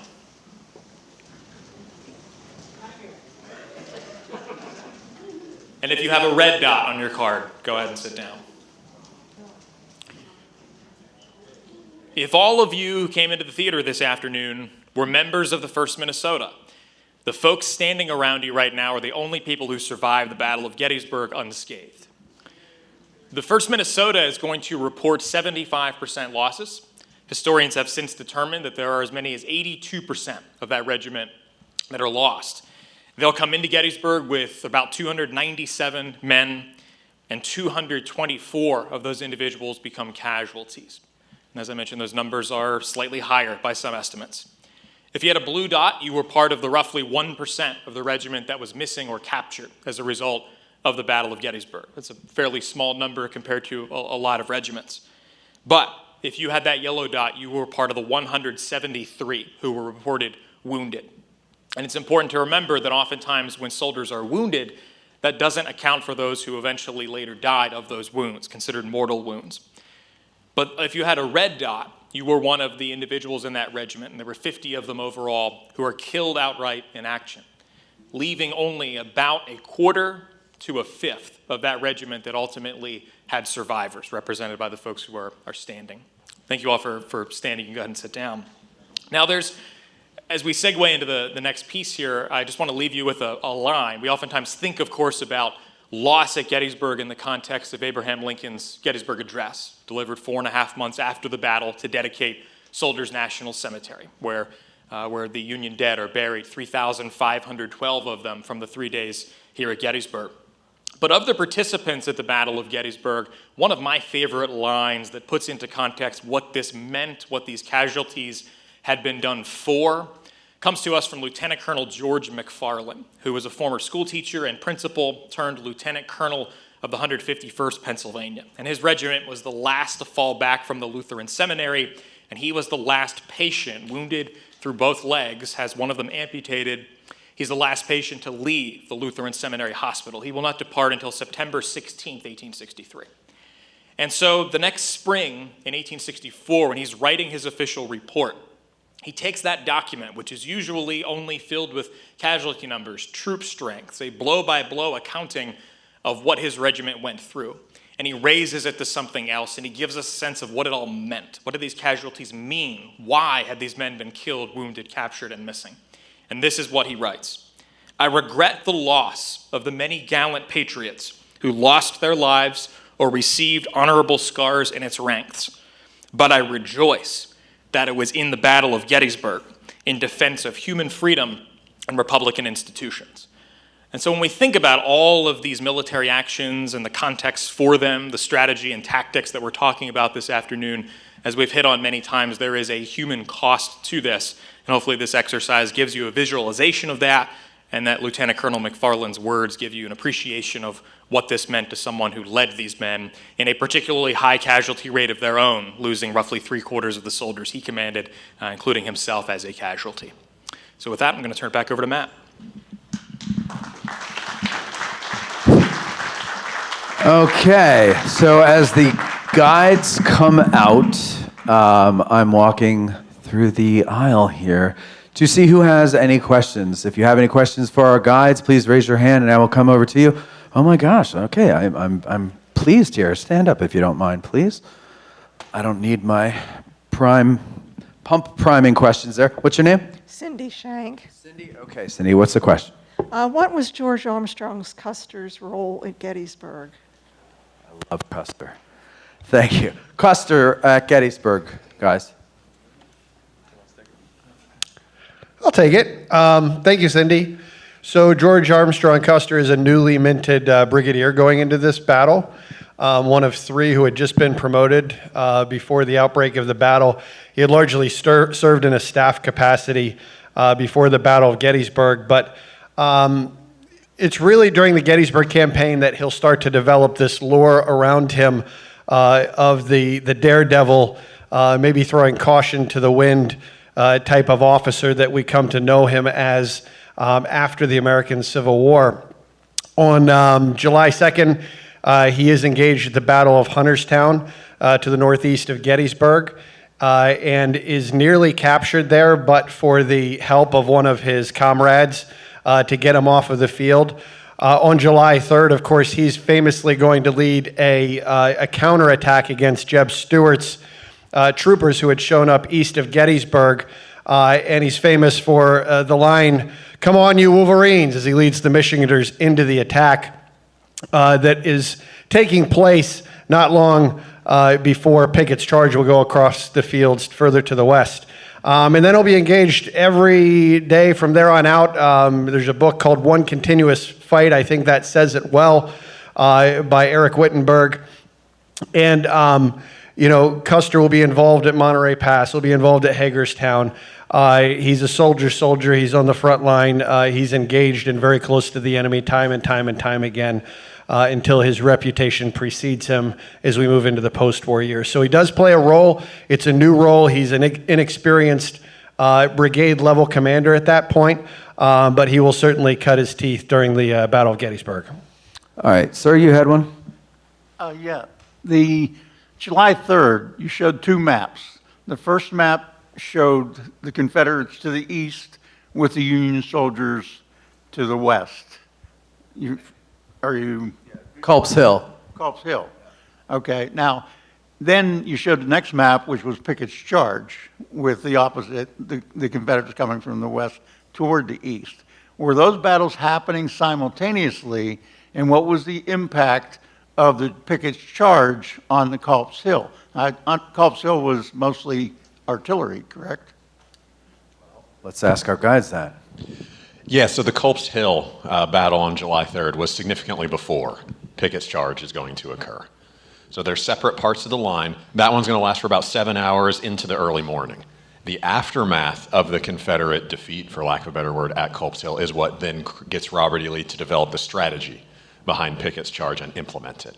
So two entirely different actions. Pickett's Charge is more a response to Culp's Hill, or to the failure at Culp's Hill. But Culp's Hill does not directly impact Pickett's Charge, if that makes sense. They're not happening at the same time, I guess is what I'm trying to say. Yes, you have different soldiers that are involved. You might have a handful of cannons that are being involved in both from long-range stuff. But the foot soldiers fighting at Culp's Hill on July 3rd, no matter which side they're on, are going to be different than the foot soldiers fighting in Pickett's Charge on each side. You, sir, stand up. What's your name? Well, there you go. You all right? The description of Pickett's Charge put a human face on the battle. The demonstration that we just had put a human face. Do you think with the lapse of time, the rear view mirror of Gettysburg is a romantic view and a view of strategy post-mortems at the expense of, it smelled bad. They lay in their own blood. Do you think that's missing from the narrative? I'll start this. So in 1869, there's this line that always sticks with me. There's a newspaper account in Gettysburg, and there's a forthcoming reunion among blue and gray veterans, Union and Confederate veterans for the very first time. A couple hundred veterans will come. Only 3 of them are Confederates. It's by and large considered a failure, but it's the first time that anything like this had ever been attempted. And this newspaper account in Gettysburg poses the question, if we don't treat this story carefully, is there a possibility that by only having higher ranking officers, that by them going out on the battlefield and telling old war stories, is there a chance that we lose the human face, that we lose the story of the enlisted men? And there's this great line where they say, does Gettysburg become a mere strategic blackboard of events? And by that they mean, are we only ever going to look at these maps as lines on a map and not think about the faces of the men who are under them, or even the names that are on those maps? And so even among the wartime generation itself, there was a concern over this. But that's why in the aftermath of the Civil War, we see the importance of regimental associations and big organizations like the Grand Army of the Republic for U.S. veterans and the United Confederate Veterans for former Confederate soldiers. And we can see that these individuals from the outset, whether it's in their meeting minutes, their monument dedications, the memoirs, and the regimental histories that they're writing, they want us to understand that these places are extraordinarily important and that we should go and understand what they did, but they also wanted us to understand, what it costs and the human interest stories that they include inside of it. So it's certainly something that over time, it's very easy to start to think about this as that strategic blackboard, to use that line, to think of it exclusively through the lens of blue and gray or blue and red lines as something of a sporting event. But it's something that, of course, we have to go through that balance when we work in public history of what's engaging to the people, but also making sure that we recognize the significance of these, the costs of these things, that there are lighthearted pieces of the story and that there are lighthearted ways that we can tell the story to make it engaging, but that we also don't lose sight of the fact that this was an incredibly costly event as well. I love that question, Bob. That was a great question, because and the people who are in the audience who listen to our show will confirm that I always try to bring it back to that point there, the disgusting stuff, the unpleasant things, because I do meet a lot of people who come to Gettysburg as tourists, and I was this way at one point too, where it's very much the movie Gettysburg that's in our head. And as good as that movie is, it does, necessarily so, it does a disservice to the reality of war. It's too pretty. There's barely a drop of blood in it. Everybody's all buttoned up all the way, and but it still moves you. It still gets you going. By the way, Major Taylor is in our front row here. Bo Brinkman has joined us today, so there he is. So I can't. Thank you, Bo. Thank you for coming. I can't bash the movie too much because Bo's here, but he had all the best parts. But seriously, it is that stuff. So we always try to bring it back on our show. We always try to bring it back to the boy, the young man, the guy who's standing there, hasn't showered for weeks or a month, or showered, bathed. He's wearing the same old dirty clothes. He stinks. He's chafing. It's hard to walk. It's hard to ride if he's in the cavalry. And it's just all these little things. That's what makes the story. Yeah. Mention the Humiston story. Amos Humiston?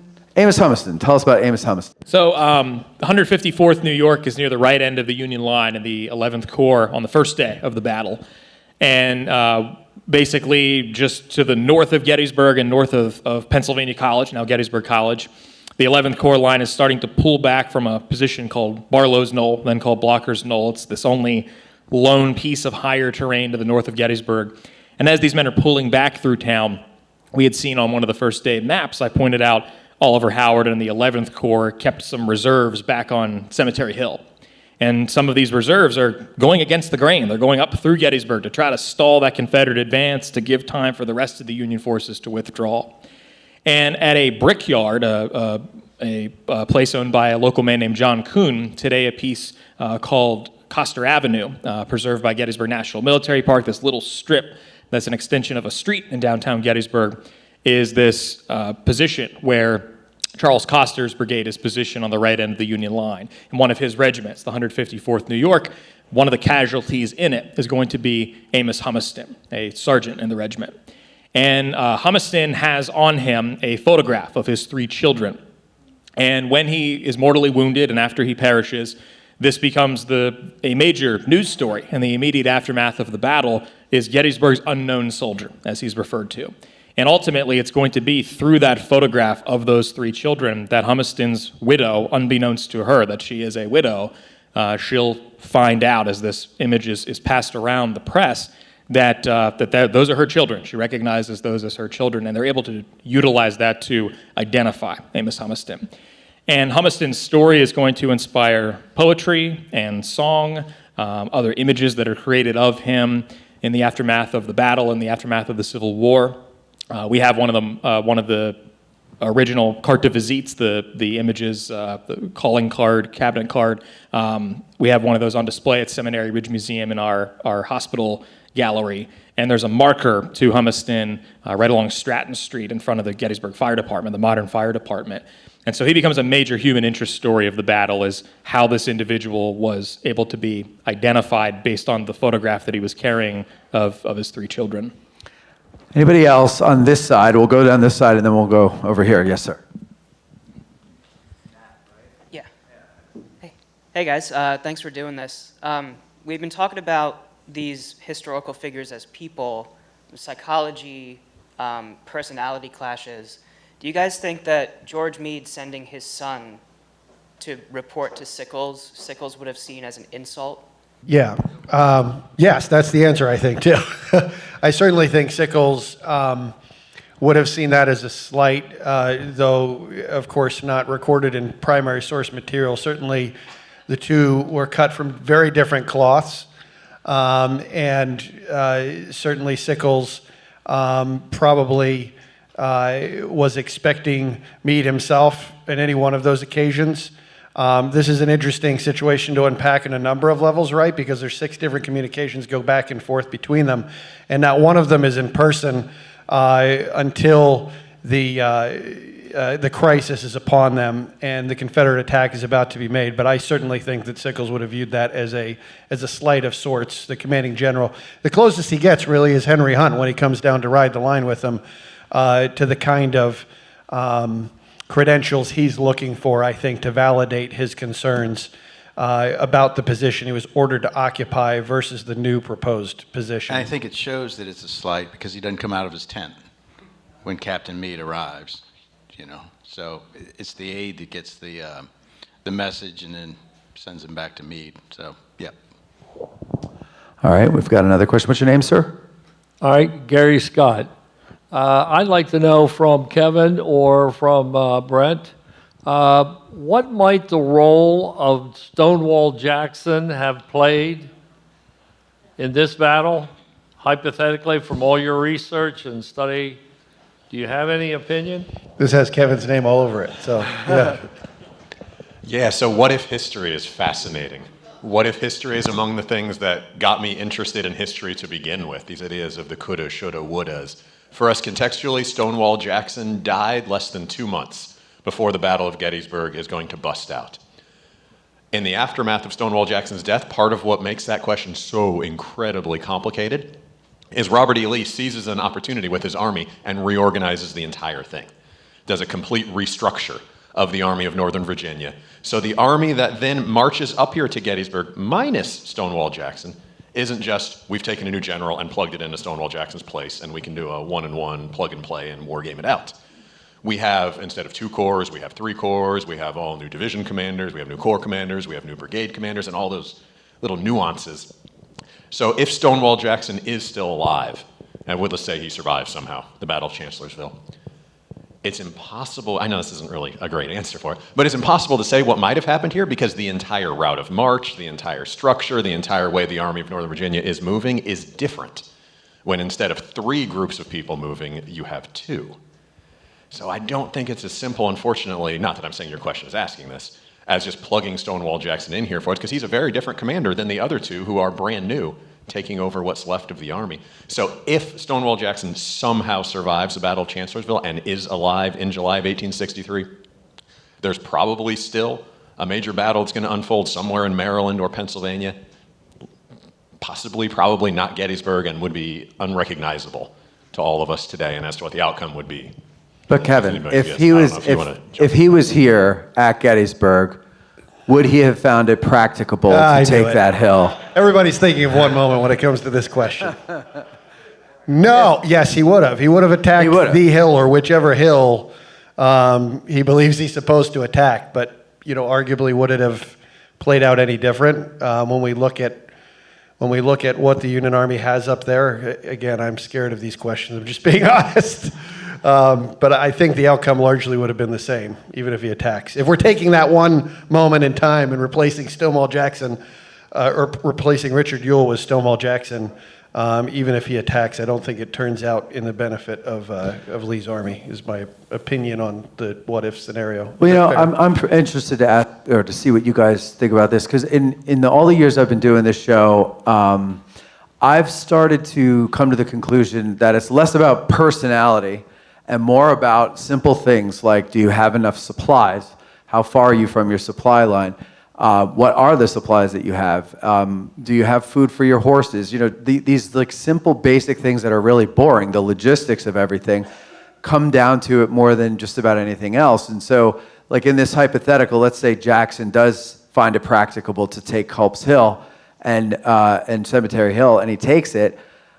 I still think the outcome is probably going to be a Confederate loss because it just shifts the battle lines. The maps that we look at today are going to look different, but for the most part, the Confederates still don't have enough troops. They're still stretched out far from their supply line or from their home base. You know, a lot of the other things don't change just because, you know, if Jackson were here, none of those problems would have gone away. Correct? Wrong? Yes? What if Jeb Stuart were here? I'm sorry.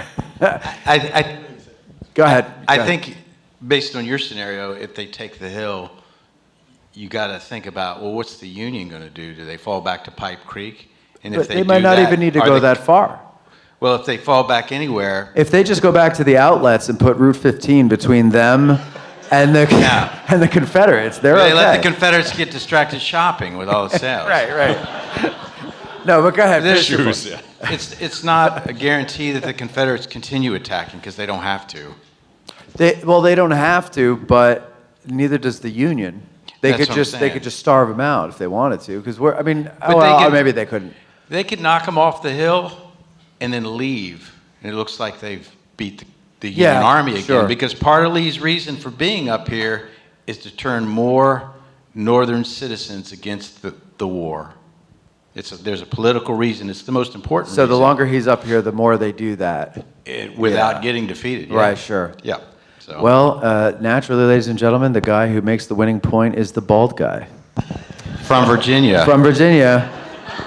If I could add just real briefly, so there's this. Go ahead, haired man. There's a newspaper story from, I think it's August of '63, so it's about a month after. And of all places, it's in Iowa, and I can't figure out what the origin of this was. But this Iowa reporter says that he has heard from a Confederate soldier that there was a sighting of the ghost of Stonewall Jackson at Gettysburg, and that they asked him what would he have done if he were at Gettysburg. And I forget where the result, what they say his response is to that. But I don't know if anybody's from Iowa, has connections to Iowa, but it appears we can blame Iowa for origins of the what if Jackson was at Gettysburg and Gettysburg ghost stories. Yeah. Thanks, Iowa. That is where Georgia Wade moves to. That's Virginia right. Wade's sister. Yeah. So maybe that's it. Okay, Ken. All right. I have two questions. Really controversial here. Were there beavers in Plum Run Valley at the time? Sorry. I'll stop. That was a joke. Thank you. All right. Really, somebody was mentioning on day 3 about the Bliss Farm and about the fighting that was there. And what we've heard a lot about are the soldiers who were involved in the 3 days. But what we haven't heard are all the civilians. We know these farms, Rose, the Sherfy farm, Rogers farm. Could you tell us a little bit about the action that took place at the Bliss farm?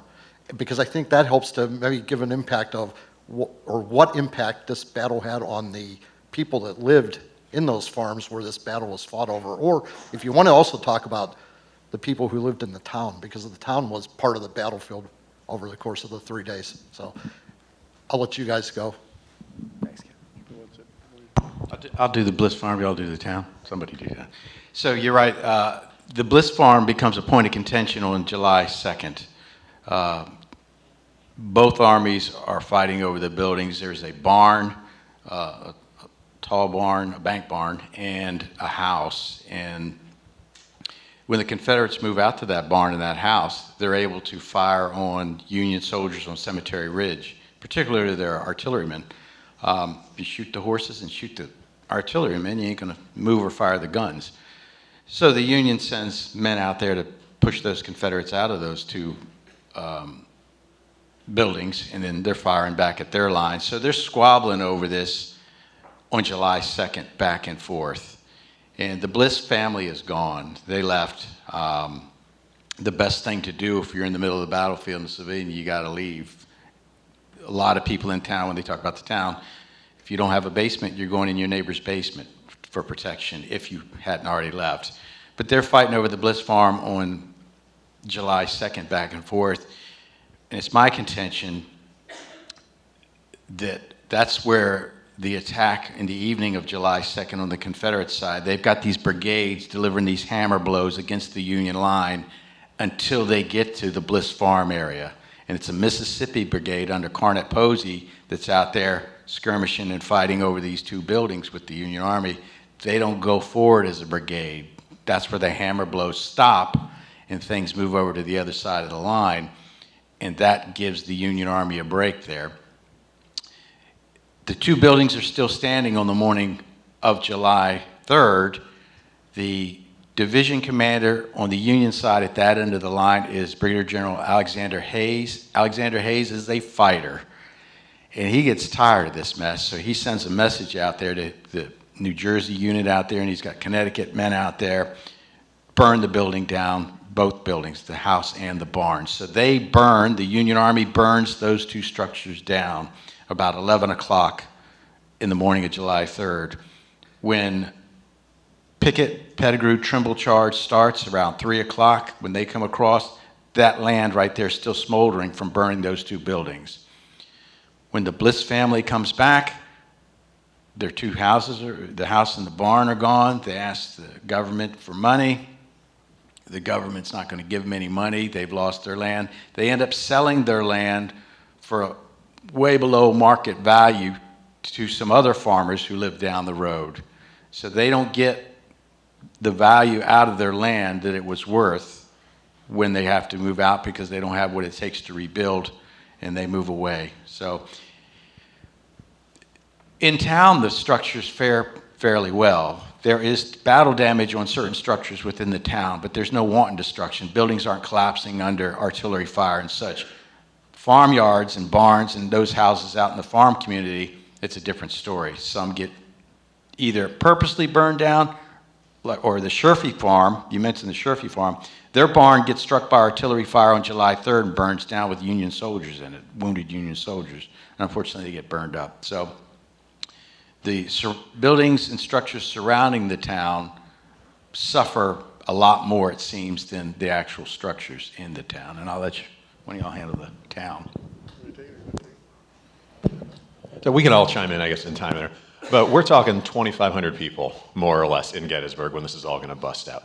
And think of the human experience at our core here of you taking the people that matter most to you in this world, and you're down in a cellar with them for 3 straight days. And you don't know it's only 3 days. You have no idea how long it's going to go. You didn't have time necessarily to prepare and get your emergency supplies ready to go and make sure you have stockpiles of fresh water. In some cases, we have people that have just given birth now down in those cellars trying to survive with these literal newborn babies down there. And you have no idea, for the most part, what is happening above you other than the loudest, scariest, most intense sounding thing in your life is happening above you and possibly in your home up there, in your property. Things are shaking and rattling. This is terrifying. And when you don't know what's going on, we all do it, our minds fill in the blanks. And they so often fill in the blanks with the worst case scenarios. So we can look back historically and say X number of buildings were burned down and this number of reimbursements occurred here. But in the moment, is there anyone in my community still alive other than me and the people around me? We are so alone. The psychological tolls here. So I don't know if you guys want to add more. Yeah, I mean, I think I would just add, this is obvious, but when we talk about how we connect to this historic event 160 plus years before us, for the most part, as Americans, we wake up, and unless you've served in the military or maybe emigrated from somewhere else, we do not know what it's like to be a refugee or trapped in a basement because of an uncertain event taking place around us. The closest we might come outside of those categories I mentioned before is when a natural disaster occurs, right? And it's a great thing for us as Americans. It's a terrible thing too, but that's why this history is so important, right? It allows us to discuss these decisions made by civilians in the moment. And I think it's important to note that, even as they return, the work does not end in the fall of 1863. It doesn't end in the spring of 1864. I don't know about you guys. I get this question on tour a lot. How long did it take Gettysburg to recover? It didn't really. What Gettysburg was as a community completely changed. If it weren't for this battle, if it weren't for this campaign, if it weren't for this history, none of us would be here in this moment right now talking about any of this. It would be like a lot of other communities in South Central Pennsylvania. So I think I would just add, outside of that human experience and trying to understand so we ourselves can continue to learn and grow as humans, there was no going back for any of these folks. It affected them all in very different ways with just a few similarities, depending on whether or not they chose to stay in the moment and take cover and hide in a basement or some sort of an outbuilding, or whether or not they joined the trains of refugees moving towards the safety of the Susquehanna River and beyond Harrisburg, York County, what have you.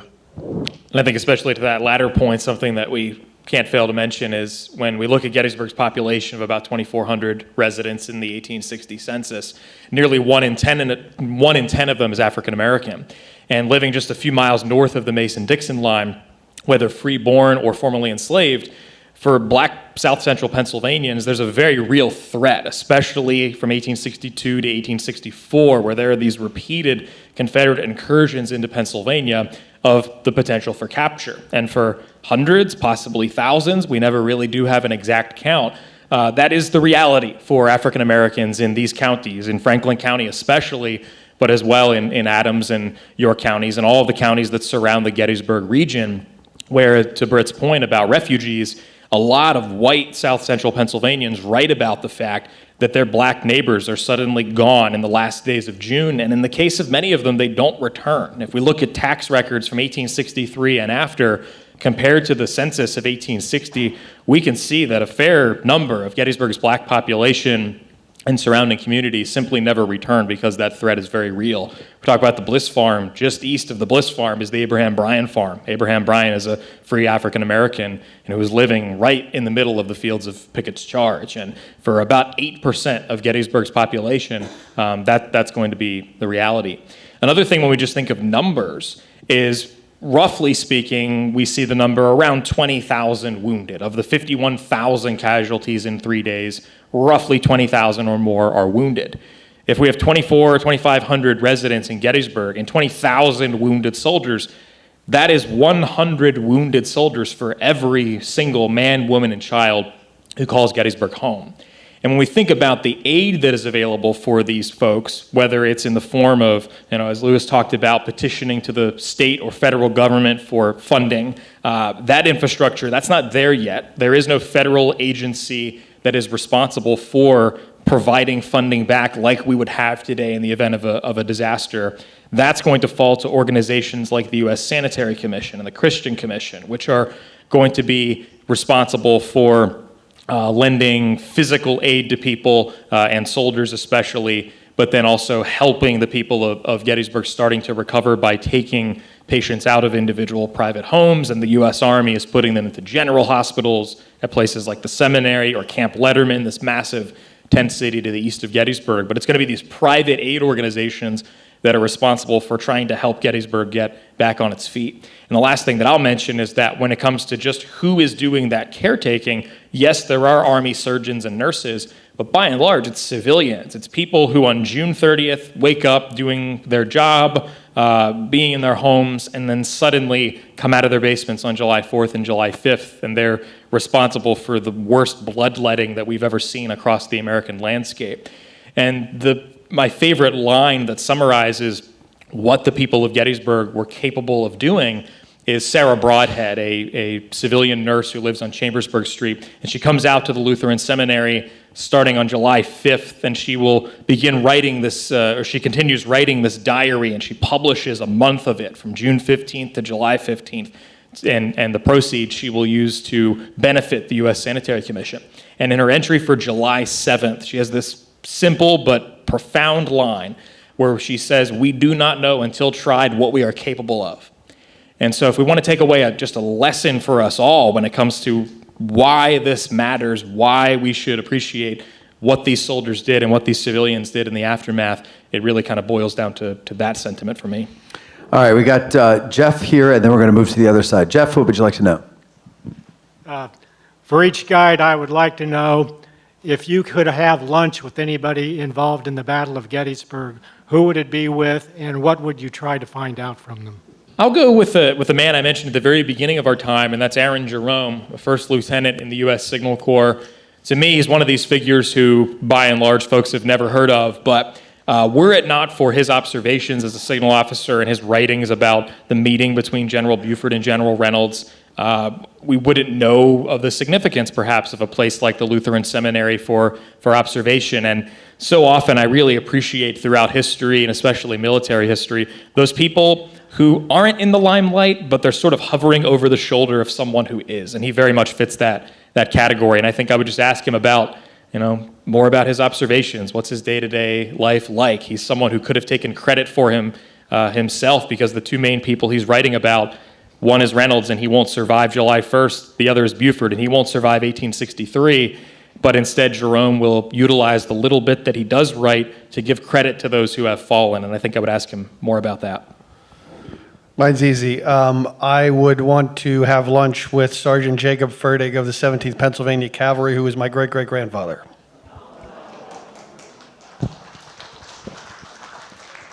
I think I would go with Father William Corby, the chaplain of the Irish Brigade, and want to get into more the core essence of what he was focusing on as the fighting chaplain, in the heart of the conversations, in the heart of the blood and the violence, being on the front line, and giving his men this final absolution, this religious ritual within just minutes of so many of them, meeting their death, and the emotional toll and the weight of the spiritual mentor.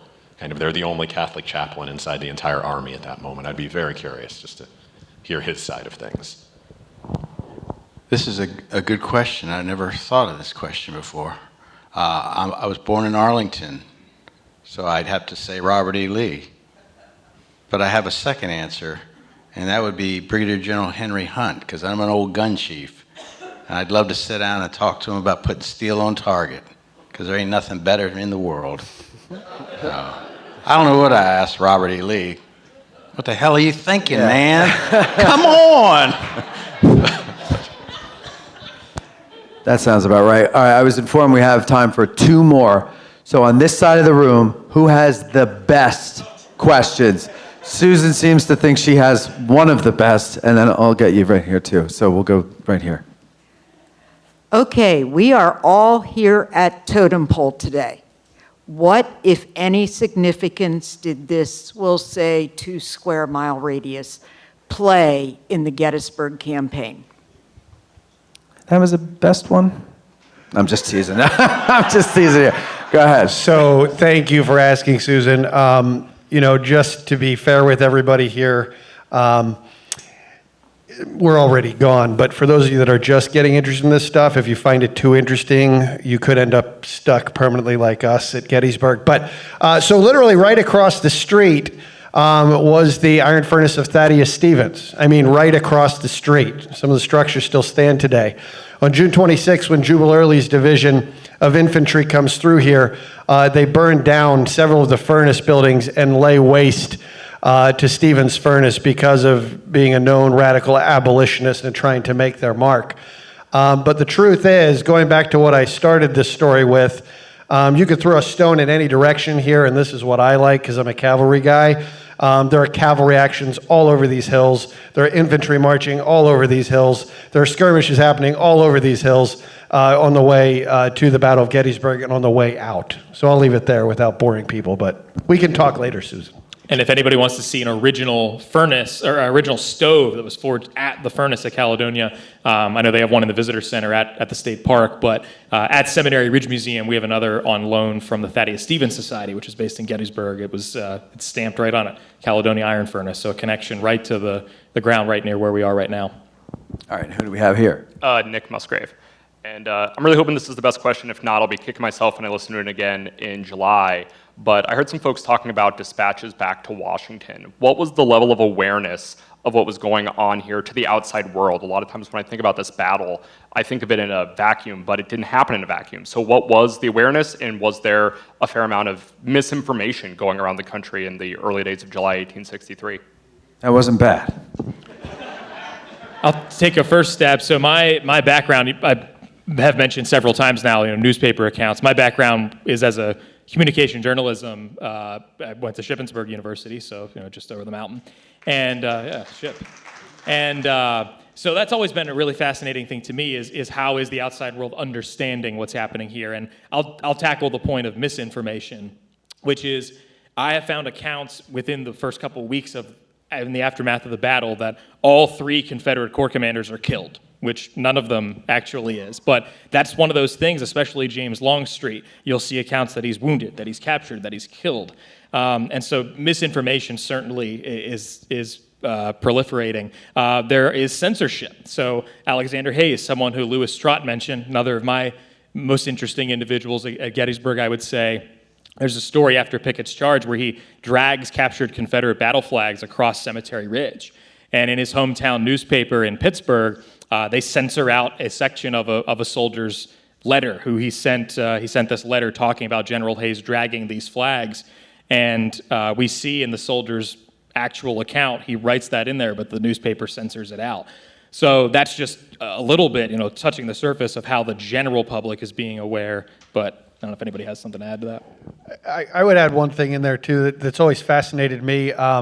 I love studying John Buford's division, the stream of information from his command to upper command and elsewhere. But they're also, going back to the civilian questions, a lot of civilians who are participating in that stream of information. One of my favorite is Stephen Pomeroy, who's a civilian over in Chambersburg. He had just been discharged from the 126th Pennsylvania a few months before, and he, along with Jacob Hoke, who's famous for a number of publications in the aftermath of the war, they're counting Confederate battle flags, number of cannons coming into the square in Chambersburg, and actually Henry Bishop, the photographer there, supposedly captured A.P. Hill and Robert E. Lee in the square in Chambersburg. If any of you know what happened to that hard plate, please contact me. I'm an image collector. But point being is, it inspired truly extraordinary efforts. Stephen Pomeroy will ride north over the mountains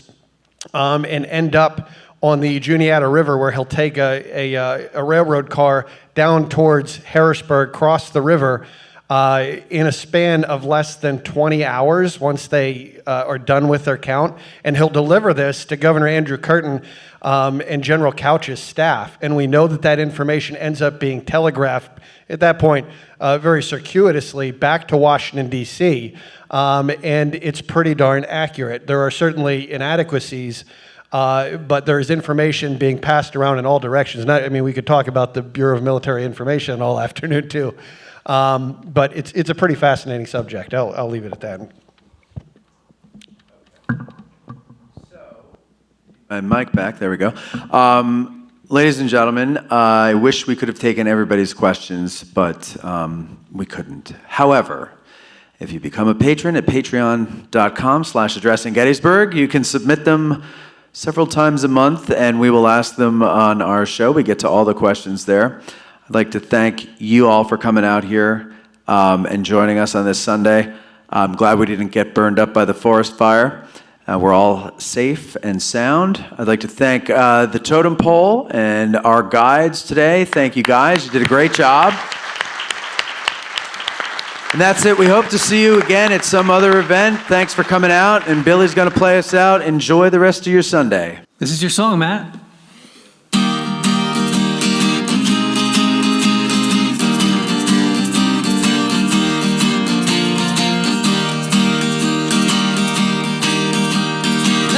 Sons, be not dismayed, but join with me each jovial blade. Booze and sing and lend your aid to help me with the chorus. Instead of spa, we'll drink down ale and pay the reckoning on the nail. No man for debt shall go to jail from Gary Owen in glory. We'll break the windows, break the doors, the watch knock down by 3s and 4s. Then let the doctors work their cures and tinker up our bruises. Instead of spa, we'll drink down ale, pay the reckoning on the nail. No man for debt shall go to jail from Gary Owen in glory.